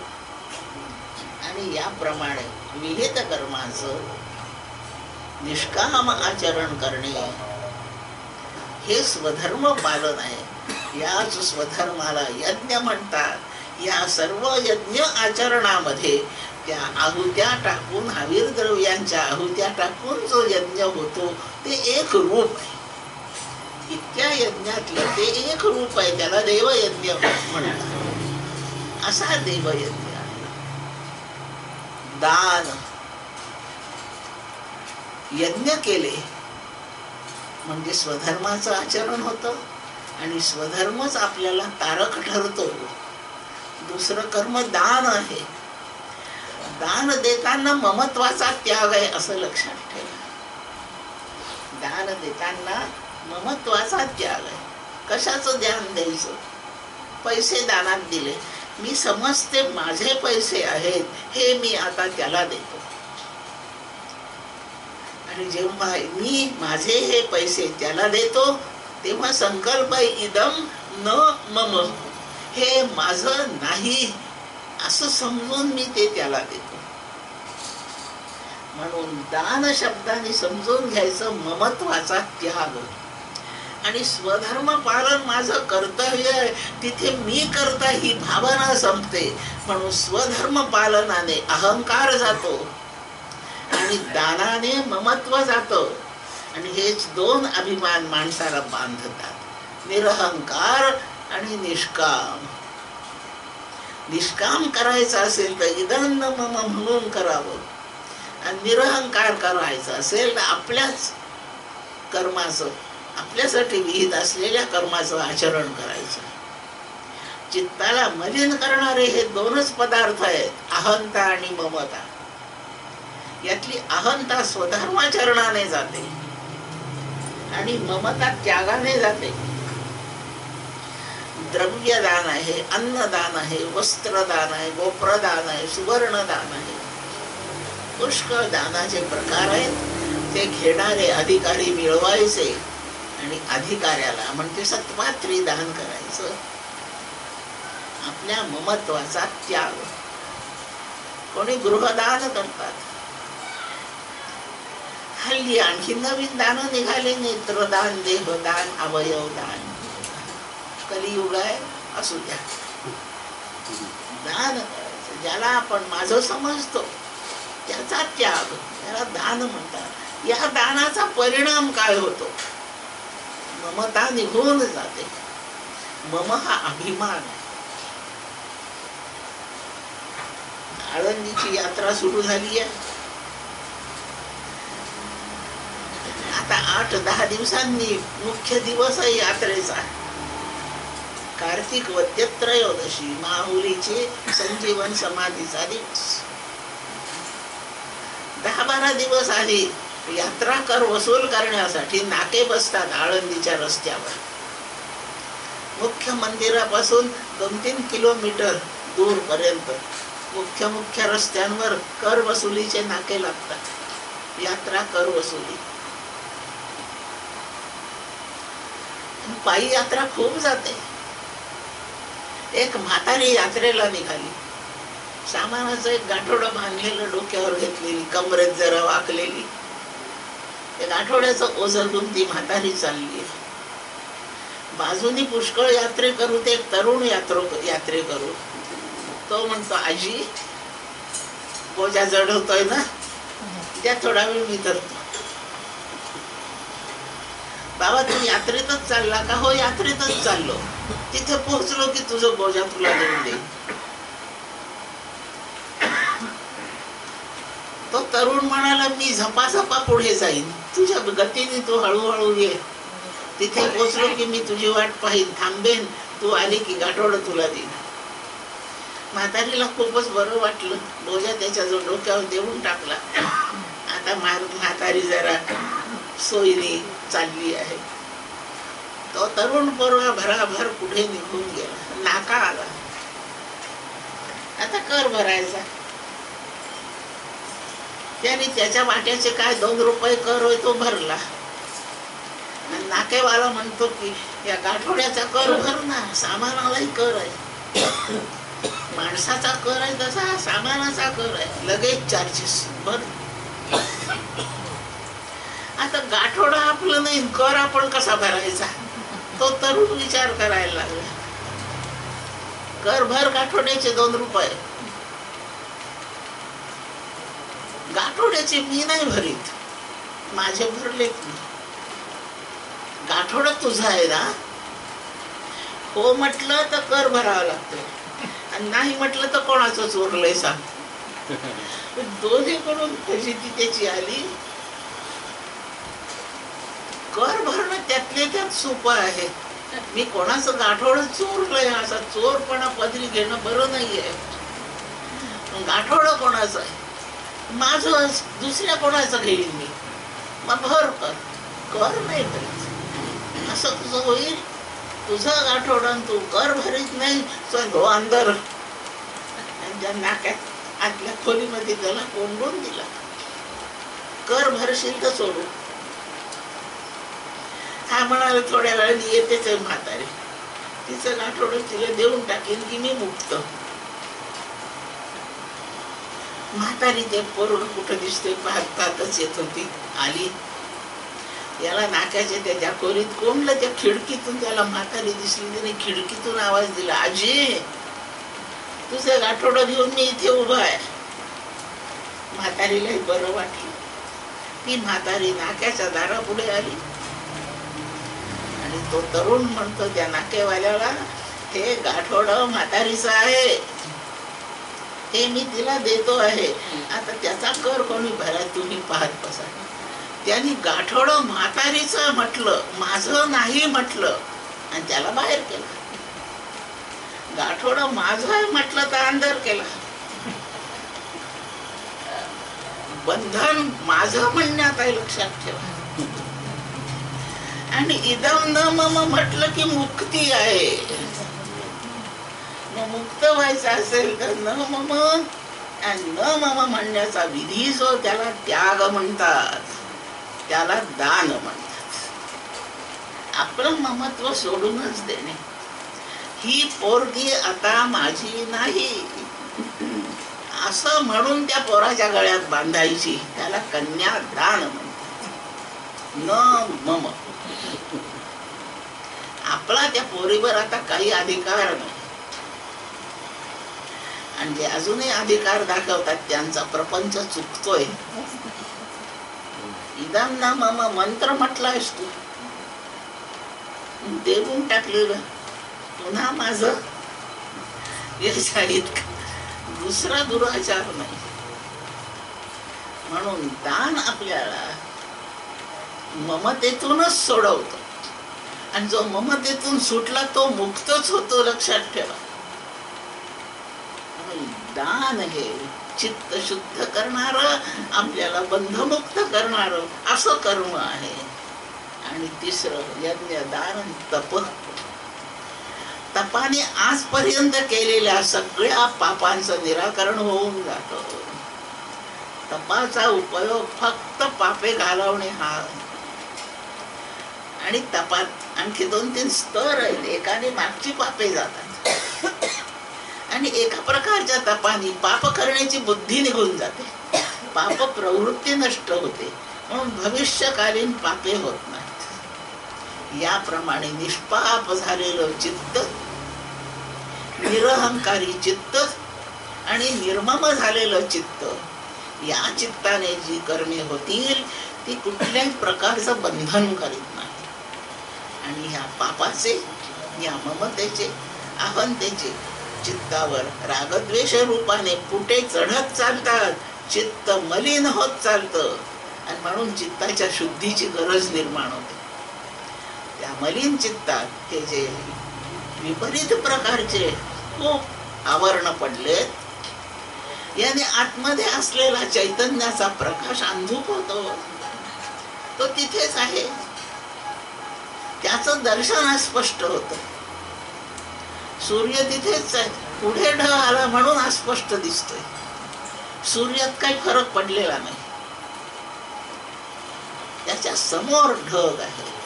तसं चित्तावर हे दुष्प्रवृत्तीची आवरणे आहे, म्हणून तिथे हृदयस्थ असणाऱ्या परमात्म्याचं दर्शन धुसर झालं, अंधुक झालं. आणि सत्य गोष्ट, सुखाची गोष्ट, आपलं स्वरूप हे जेव्हा दिसेनासं होतं तेव्हा विपरीत कर्मे सुरू होतात. आता दिवे लागलेले इथे सगळे सगळे कसे छान हातपाय व्यवस्थित ठेवून बसले, अटेन्शन बसले, नीट पाहतायत. हातपायाच्या विकृत काही हालचाली करीत नाहीत. जाऊ द्या, लाईन झाला अंधार, मध्येच आळस देऊन घेतील, पाय लांब करून घेतील, त्याला हलवून कसं काय विचारतील, त्याला विचारतील आता लाईन कधी येणार आहे, जी गडबड सुरू होईल. अंधार झाला म्हणजे माणूस दुष्कृती करायला सुरुवात करतो. तसा चित्तामध्ये अंधकार निर्माण होतो, विपरीत वर्तणूक सुरू होते. म्हणून चित्त शुद्धीची गरज आहे. देव आणण्याची गरज नाही, ज्ञान प्राप्त करण्याची गरज नाही, आनंद मिळवण्याची गरज नाही. ते सगळे तिथेच आहे. त्याच्यावर ह्या भलत्या भलत्या गोष्टींचे थर उरले, एवढेच दुरुस्त केले की तो सगळा उजेड प्रकाश स्पष्ट होतो. आत्मदर्शन तिथेच आहे. कालेन आत्मनी विंदती, यथा समय हे निघून गेले की तो प्रकटच आहे. याप्रमाणे चित्ताला शुद्ध करून आपल्याला परमार्थी आणि ज्ञानाचा लाभार्थी करता जबाबदार कर्मे 3च आहे आणि त्यांच्याच निष्कामतेचा उपदेश आहे. हीच कर्मे निरहंकार आहे. व्यावहारिक कर्मामध्ये असा काही फरक नाही. गावाला जायचं म्हणून मी माझी सूटकेस भरायला काढली, काय करता, पेटी भरते, आता निष्काम भरते. पेटी काय निष्काम भरत, 2 कपडे तर कामासोबत भरायचे, आता निष्काम जेवतो, निष्काम नोकरीला जातो. नोकरीवर निष्काम नाही जायचं, पण नोकरीवर गेल्यावर अभद्र कृत्य नाही करायचं, एवढं लक्षात ठेवायचं. नोकरीत 4 पैसे मिळणार महिन्याच्या शेवटी, ते तसेच घ्यायचे. त्याचा विनियोग पुन्हा स्वार्थासाठी करा की परमार्थासाठी करा, पण नोकरीचा मोबदला म्हणून पैसे घ्यायचे. तिथे निष्काम सकाम हा विधी विचारात नाही घ्यायचा. पण तिथे काहीतरी जर गडबडी करत बसला, कॅशर आहे, पैसे मोजतोय, मुठीने खिशातच घालतोय, असं काही नाही करायचं. याप्रमाणे सकाम निष्कामाविषयीच आपलं धोरण, आपला विचार शुद्ध स्वच्छ असावा. आणि तीनच कर्मे पावनानी मनीषिणाम, विद्वान लोकांनी ही तीनच कर्मे त्यासाठी ठरवली आहेत असा निश्चितपणे विचार करावा.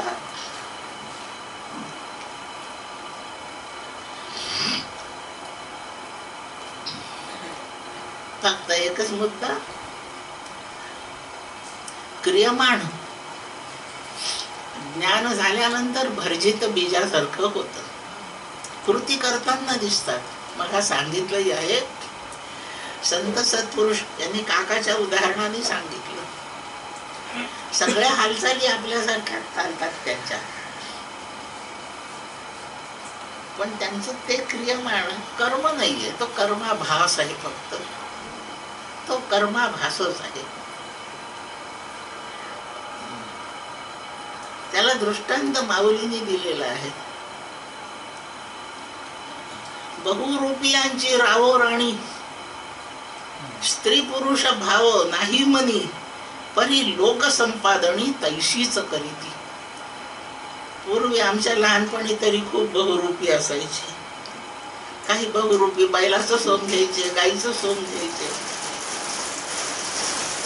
कोणी वाघोबाचं सोंग घ्यायचे, कोणी साधू संन्याशाचं सोंग करायचे आणि त्यांची एक एक कृती जगाला दाखवीत गावोगावी रस्ती हिंडायचे आणि 4 पैसे त्यांना मिळायचे. असे 2 बहुरूपी होते, पुरुषच ते.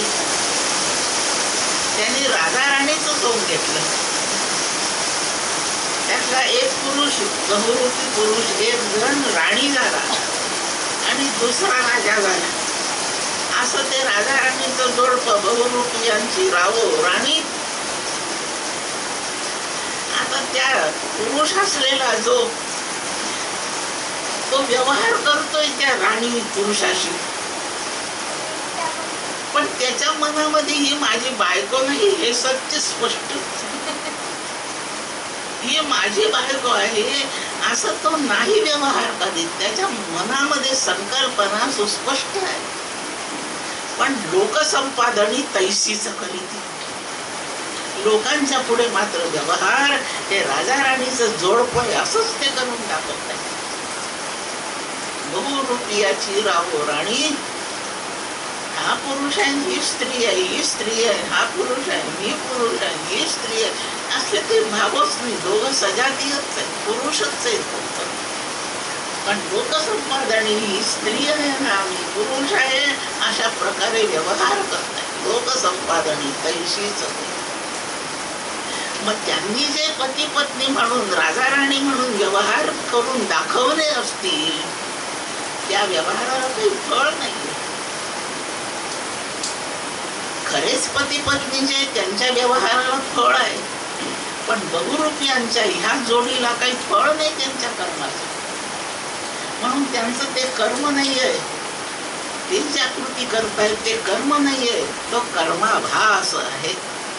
कर्मासारखं दिसतं पण फलनिर्मिती नाही, त्याला कर्माभास म्हणतात.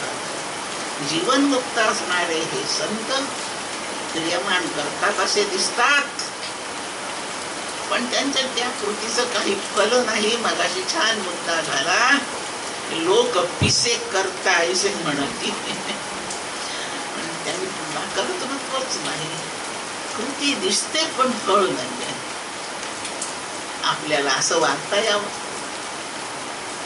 गरज आहे. देहधारणे करतात, समाजधारणे करतात, कुटुंब चालवाय करतात, कृती कराव्या लागतात.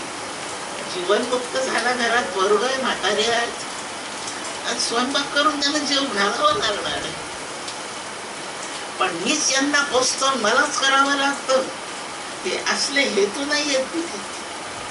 आता कर्तव्यासाठी देह हलतो आहे, आता फलासाठी आणि भोगाच्या इच्छेसाठी काही नाही. या भावनेने क्रियमाणावर मात करावी. प्रारब्ध भगवंताच्या भक्ती प्रेमात रंगावं, भजन म्हणत बसावे मस्त. ब्रह्मानंदी लागली टाळी, कोण देहा ते सांभाळी. आणि नाही तर ज्ञान करून घ्यावं आणि बाध समाधीत राहावं, हे सगळं बाधित करून टाकावं. ह्या दोन गोष्टी केल्या म्हणजे प्रारब्धाच्या कर्माचे जे काही चटके असतील, तुरवाळलेपणा असा काही असेल, सुखदुःखाचे घटक प्रसंग, याची जाणीव नाही. मन रामी रंगले, अवघे मनची राम झाले, कशाला व्यवहाराची नोंद ते मन करणार. आणि याप्रमाणे प्रारब्धाचा विनाश एका जनार्दनी, भोग प्रारब्धाचा हरिकृपे त्याचा नाश आहे. 3 कर्मे आपल्याला छळण्यासाठी आहेत, 3 कर्मे आपल्याला बंधनात टाकणारी आहेत. ती संचित प्रारब्धन क्रियमाण. त्यातलं संचित ज्ञानाने भस्म होतं, कारण ते मिथ्यात्वात जमा होतं. आपलं कर्तृत्व बाधित होऊन जातं. आपण करताच नाही तर संचित कुठलं. याप्रमाणे संचित संपतं, क्रियमाण कर्माभाव स्वरूप राहतं आणि संपतं. आणि प्रारब्ध परमेश्वरात मन गुंतल्यामुळे जाणीवेत राहत नाही. याप्रमाणे प्रारब्ध संपल्यात जमा होतं. 3 प्रकारच्या कर्मातून जो जीव सुटला तो मोक्ष प्राप्त करून बसला, तो मुक्त झाला. अशी ही कर्मचिकित्सा आहे. पुनश्च 2 गोष्टी ध्यानात ठेवून म्हणजे ह्या भागाचा समारोप करते. निष्काम कर्म फक्त स्वविहिताचं होतं, स्वविहित. आणि ते कितीही वाईट आहे असं वाटलं तरी तेच करावं. येरू आचारू जो परावा, देखता किर बरवा, परी आचरतेने आचरावा आपुलाची. दुसऱ्याचं कर्म खूप चांगलं वाटत असेल, दिसायला चांगलं आहे, आचरायला चांगलं आहे, पण आपलं तेवढं त्रासदायक आहे. आपल्याला म्हणजे कसं सांगितलं ह्या भारतामध्ये, बाहेरून आला की जोडे काढून ठेव, हातपाय धुवून घे, अभद्र परिस्थितीतून आला असशील तर कपडे बदलवून टाक, त्याहून अभद्र परिस्थितीतून आला असशील तर स्नान कर आणि मग जेव. ते कसे आले बाहेरून की बूट पायात तसेच कपडे, तेच उभ्या उभ्या खातील, सडकेवर खातील, रस्त्यात. कसं छानही नाही का. आपल्याला फारच बंधनं टाकले. आचरतेने आचरावा आपुलाची.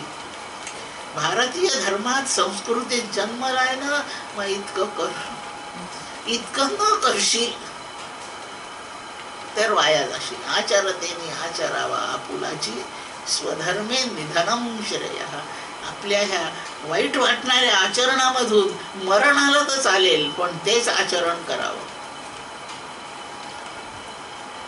गोष्ट सांगते, मागे सांगितली होती, पुनश्च येईल ती तर जरा मानून घ्या. रिपिटेशन. कुंभार होता एक,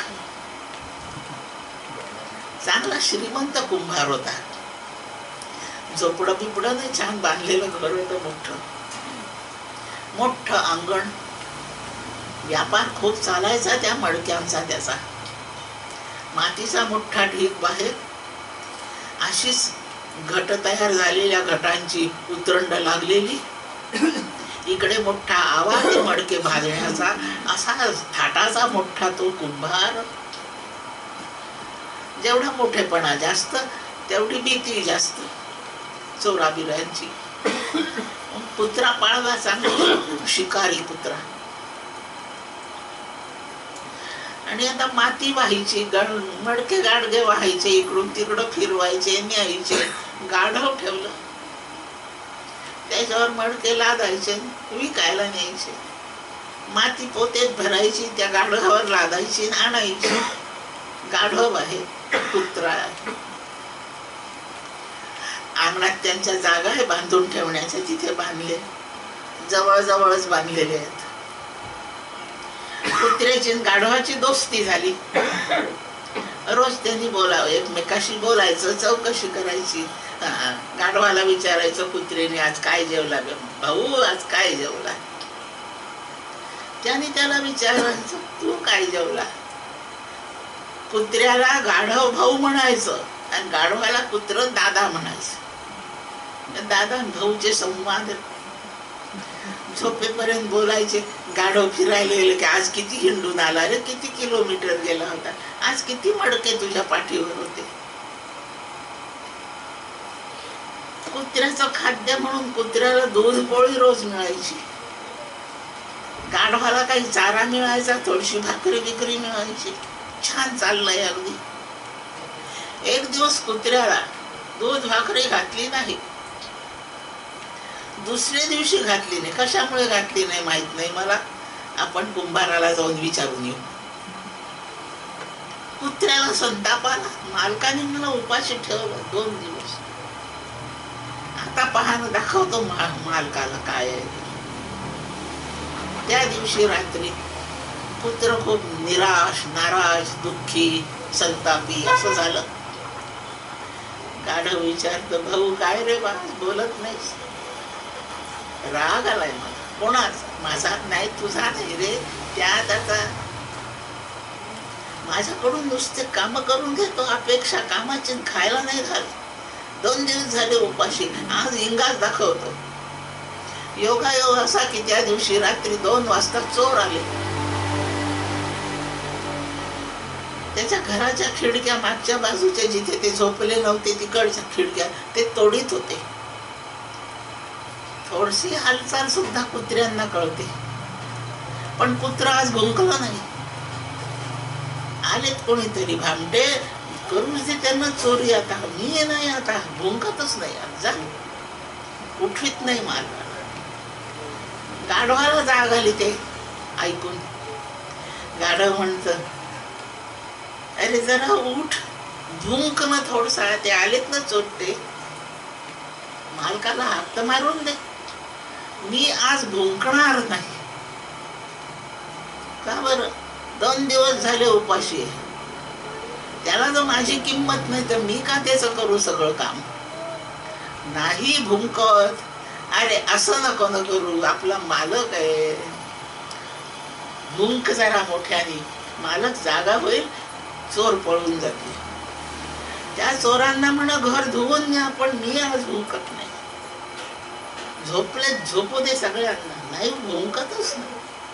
भुंक रे, असं नको करू रे. आतापर्यंत खाऊ घातलंच आहे ना, घालते. मी भुंक रे, मी भुंकत नाही. भुंक मी सांगतो, तू कोण सांगतो? असं गाढवासारखं नको मला सांगू भुंकायला. मी नाही भुंकत. असं हो नाही पुष्कळ वेळ झालं. शेवटी गाढव म्हणतं, मग आता तू भुंकत नसशील तर मी भुंकतो. आणि कुत्रा म्हणतो, हे भुंकणे तुझं काम नाही दादा. चोर आल्यानंतर मालकाला जागा करण्याकरता भुंकणे माझी ड्युटी आहे. तो माझा स्वधर्म आहे, ते माझं विहित कर्म आहे. भुंकणे हे तुझं विहित कर्म आहे. योजवा फक्त, जास्ती गडबड करू नको. मला नाही मालकाचं वाईट झालेलं पाहवत, पण भुंकू नको. तू जर शहाणा असशील आणि गाढव नसशील तर भुंकू नकोस. मी भुंकतोच आता. मी तुला शेवटचं सांगतो, गाढवासारखं भुंकू नकोस. गाढवाला राहू आलं नाही.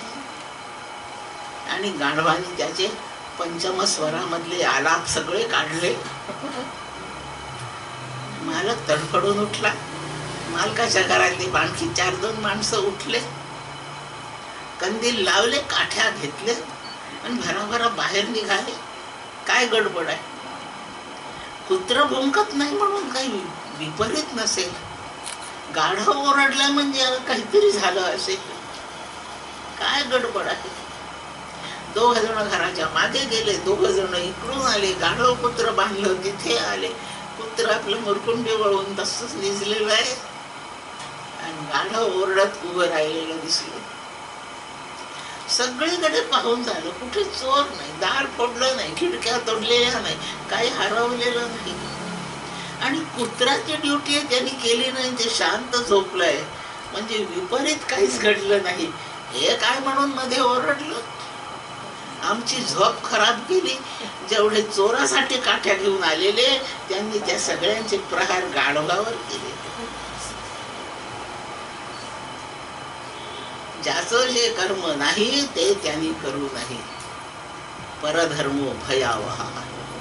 भुंकणे हा कुत्र्याचा धर्म गाढवाने स्वधर्म म्हणून वापरला आणि त्याला मरणांत प्रहार बसले. दुसऱ्याच्या धर्माचं आचरण कदापि करू नये. परधर्मो भयावहा. कर्म करताना स्वधर्म म्हणजे स्वतःचं विहित कर्म, त्यालाच यज्ञ म्हणतात.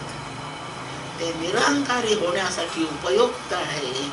याचंच निष्काम आचरण माणसाने करावं. याप्रमाणे हा कर्मविचार आपण या ठिकाणी थांबवू. यानंतर आहे का वेळ अजून थोडासा? 3:30 झाले, संपलाच आहे वेळ. पण पाहूया. मी फक्त सुरुवात करते पुढच्या प्रकरणाची. पुढच्या प्रकरणाची फक्त सुरुवात करते. प्रकरण क्रमांक 4. पूर्व मीमांसा दर्शन परिचय. जिथून मानव जातीसाठी कर्माचा विधी सांगण्यात आला. पशूंसाठी कर्मविधी नाही, पक्ष्यांसाठी नाही, मानवेतर कोणासाठी नाही. हा फक्त मानवांच्यासाठी आहे. आणि हा फक्त भारतीयांसाठी आहे असंही नाही. याच्या यावत माणसांसाठी, या पृथ्वीवरील सर्व माणसांसाठी हा वैश्विक धर्म आहे. त्या धर्मामध्ये माणसांनी हिताच्या दृष्टीने काय काय कर्मे करावीत याचा यथासांग विचार करण्यात आला. हा पूज्य विचार आहे. आपल्याला उत्कर्षाला नेणारा विचार आहे. पूज्य विचार, उत्कर्षाला नेणारा जो विचार, त्याला मीमांसा म्हणतात. आणि म्हणून कर्म मीमांसा काय म्हणते आपण पाहणार आहोत. याला शास्त्र म्हणतात. कर्म मीमांसा, कर्मशास्त्र. हे कर्मच धर्मरूप आहे म्हणून हे धर्मशास्त्र आहे. आणि हे धर्मशास्त्र, कर्मशास्त्र हे एक आपल्याला मार्गदर्शन करणारं मोठंच शास्त्र. त्याला मीमांसा नाव आहे. त्याला दर्शन असं नाव आहे. हे आधी लिहिलं गेलं. कशाच्या आधी? वेदांताच्या आधी लिहिलं गेलंय. म्हणून याला पूर्व मीमांसा असं नाव आहे. कशाच्या तरी आधी जो विचार झाला तो पूर्व विचार आहे, तो पूर्व मीमांसा आहे. ह्या पूर्व मीमांसेत कर्माचा विचार आहे, स्वधर्मरूप कर्माचा विचार आहे. म्हणून याचं नाव धर्मदर्शन, कर्मदर्शन, कर्मशास्त्र, धर्मशास्त्र, पूर्वमीमांसा इत्यादी नावं आहेत. ग्रंथ तो एकच. याची रचना केली भगवान जैमिनी यांनी. भगवान जैमिनी भगवान व्यासांचे शिष्य आहेत आणि त्यांनी ही रचना केली ग्रंथाची. कर्माविषयी इत्थंभूत माहिती लिहिली. कर्माचे प्रकार, त्या प्रकारांच्या आचरणाचे विधी, त्या कर्मांची फले, आवश्यक इष्ट फले कशी मिळवावी, तशी नाही मिळाली तर दुसरी कोणती मिळतात म्हणून अनिष्टम इष्टम मिश्रांच्या अशी फले, वाईट फले आपल्या वाट्याला येऊ नये म्हणून आपण काय सावधगिरी घ्यायची ती. कर्माचे आचार्य कोण, कोणाजवळून याचे धडे घ्यावेत, कोणी कसे आचरण केलेले आहेत, अशी इत्थंभूत माहिती. आणि कर्माचे सर्वच्या सर्व प्रकार, प्रापंचिकाच्या जीवनात कराव्या लागणाऱ्या सर्व कर्मांचा विचार त्यात, परमार्थाला उपयुक्त असणाऱ्या सर्व कर्मांचा विचार त्यात, स्वर्गाधिक सुख मिळवण्यासाठी कर्मांचा विचार त्यात आहे, नरक कोणत्या कर्माने मिळतो त्यातही कर्मांचा विचार आहे, कर्माच्या बंधनातून सुटण्याचा विचार आहे. कर्माचं संपूर्ण शास्त्र म्हणजे कर्ममीमांसा, पूर्वमीमांसा भगवान जैमिनीने लिहिली. 10,000 अधिकरणे त्यात आहेत. अधिकरणे म्हणजे प्रकरणे. एवढा मोठ्या विस्ताराचा हा ग्रंथ आहे. त्यातलं प्रत्येक वचन सूत्ररूप लिहिलं आहे. पूर्वी फार मोठा अवाका, फार मोठा एकूण विषय थोडक्यात सांगण्याचीच रीत होती. म्हणून सगळे मोठाले ग्रंथ सूत्ररूप आहेत. आणि मग सूत्रांचे अर्थ सांगण्यासाठी बाकीच्यांनी त्यावर भाष्य केले. वेदांत ग्रंथ ज्ञानपर सूत्ररूपाच आहे. त्याला वेदांत सूत्रे, ब्रह्मसूत्रे म्हणतात. न्याय दर्शन एक, न्याय सूत्रे. पतंजली महर्षींनी लिहिलेलं योग दर्शन त्याच्यामध्ये सूत्रेच आहे, त्याला योग सूत्रे नाव आहे. आणि या पूर्वमीमांसेमध्ये जी सूत्रे, कर्मशास्त्रात जी सूत्रे आहेत, या सगळ्यांना धर्मसूत्रे म्हणतात. अशा धर्मसूत्रांच्या 10,000 अध्यायांच्या या मोठ्या ग्रंथाचं नाव पूर्वमीमांसा आहे. वेदांत शास्त्र व्यासांनी लिहिलं, त्याच्या पूर्वी हे लिहिलं गेलं म्हणून ही पूर्वमीमांसा आहे. आता अगदी ओघाने आपण फार विचार न केला तरी लक्षात येऊ शकतो, पूर्वमीमांसेमध्ये काय विपरीत सांगितलं गेलं. ते उत्कर्षाच्या दृष्टीने त्रुटी त्यात आहे का, ते पुरेसं आहे, हा सगळा विचार नंतर लिहिलेल्या ग्रंथात येणारच आहे. आणि म्हणून पूर्वमीमांसेचा समाचार परीक्षण उत्तर मीमांसेने केलं. नंतर लिहिलेलं ते उत्तर मीमांसा. पहिल्या मीमांसेत कर्म आहे म्हणून उत्तर मीमांसा ज्ञानपर आहे. ते ज्ञान मीमांसा आहे, ज्ञानशास्त्र आहे. ते ज्ञान वेदांमध्ये अंतिम भागात आहे, म्हणजे उपनिषदांमध्ये आहे. म्हणून भगवान व्यासाने नंतर लिहिलेल्या उत्तर मीमांसा या दर्शनाला वेदांत सूत्रे असं नाव आहे. आणि ती ज्ञानसूत्रे आहेत सगळी. या वेदांत सूत्र रूपाने भगवान व्यासाने नंतर ग्रंथ लिहिला. त्याला वेदांत दर्शन, उत्तर मीमांसा, ब्रह्मसूत्र असं म्हणतात. या प्रकारे कर्ममीमांसेचा विचार आपल्याला थोडासा विस्ताराने करायचा आहे. तिथूनच जगातलं प्रत्येक कर्म या मानव जातीला कळालं. त्याच्या पूर्वी देहाच्या हालचाली होत्या, फक्त अशिक्षित हालचाली. त्याला वळणामध्ये आणलं, शिस्तीमध्ये नेलं आणि हितकारक हालचाली होतील असा विषय तयार केला. याची महान जबाबदारी त्या जैमिनीने घेतली. नाही तर आपण पशुपेक्षा वाईट झालो असतो. आपल्याला माणूस कसा जगावा याची मर्यादा ह्या धर्मशास्त्राने शिकवली. म्हणून मोक्षाच्या दृष्टीने, वेदांताच्या दृष्टीने, ज्ञानाच्या दृष्टीने त्यात काही त्रुटी आहे.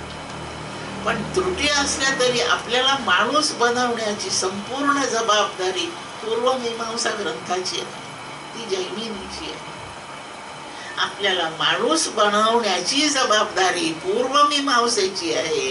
आणि आपण जे माणूस बनलो, ह्या माणसाचं ब्रह्म बनवण्याची जबाबदारी उत्तर मीमांसेची आहे, म्हणजे वेदांताची आहे. अशा दोन्ही मीमांसा मिळून आपण परिपूर्ण व्यक्तिमत्वाचे होतो.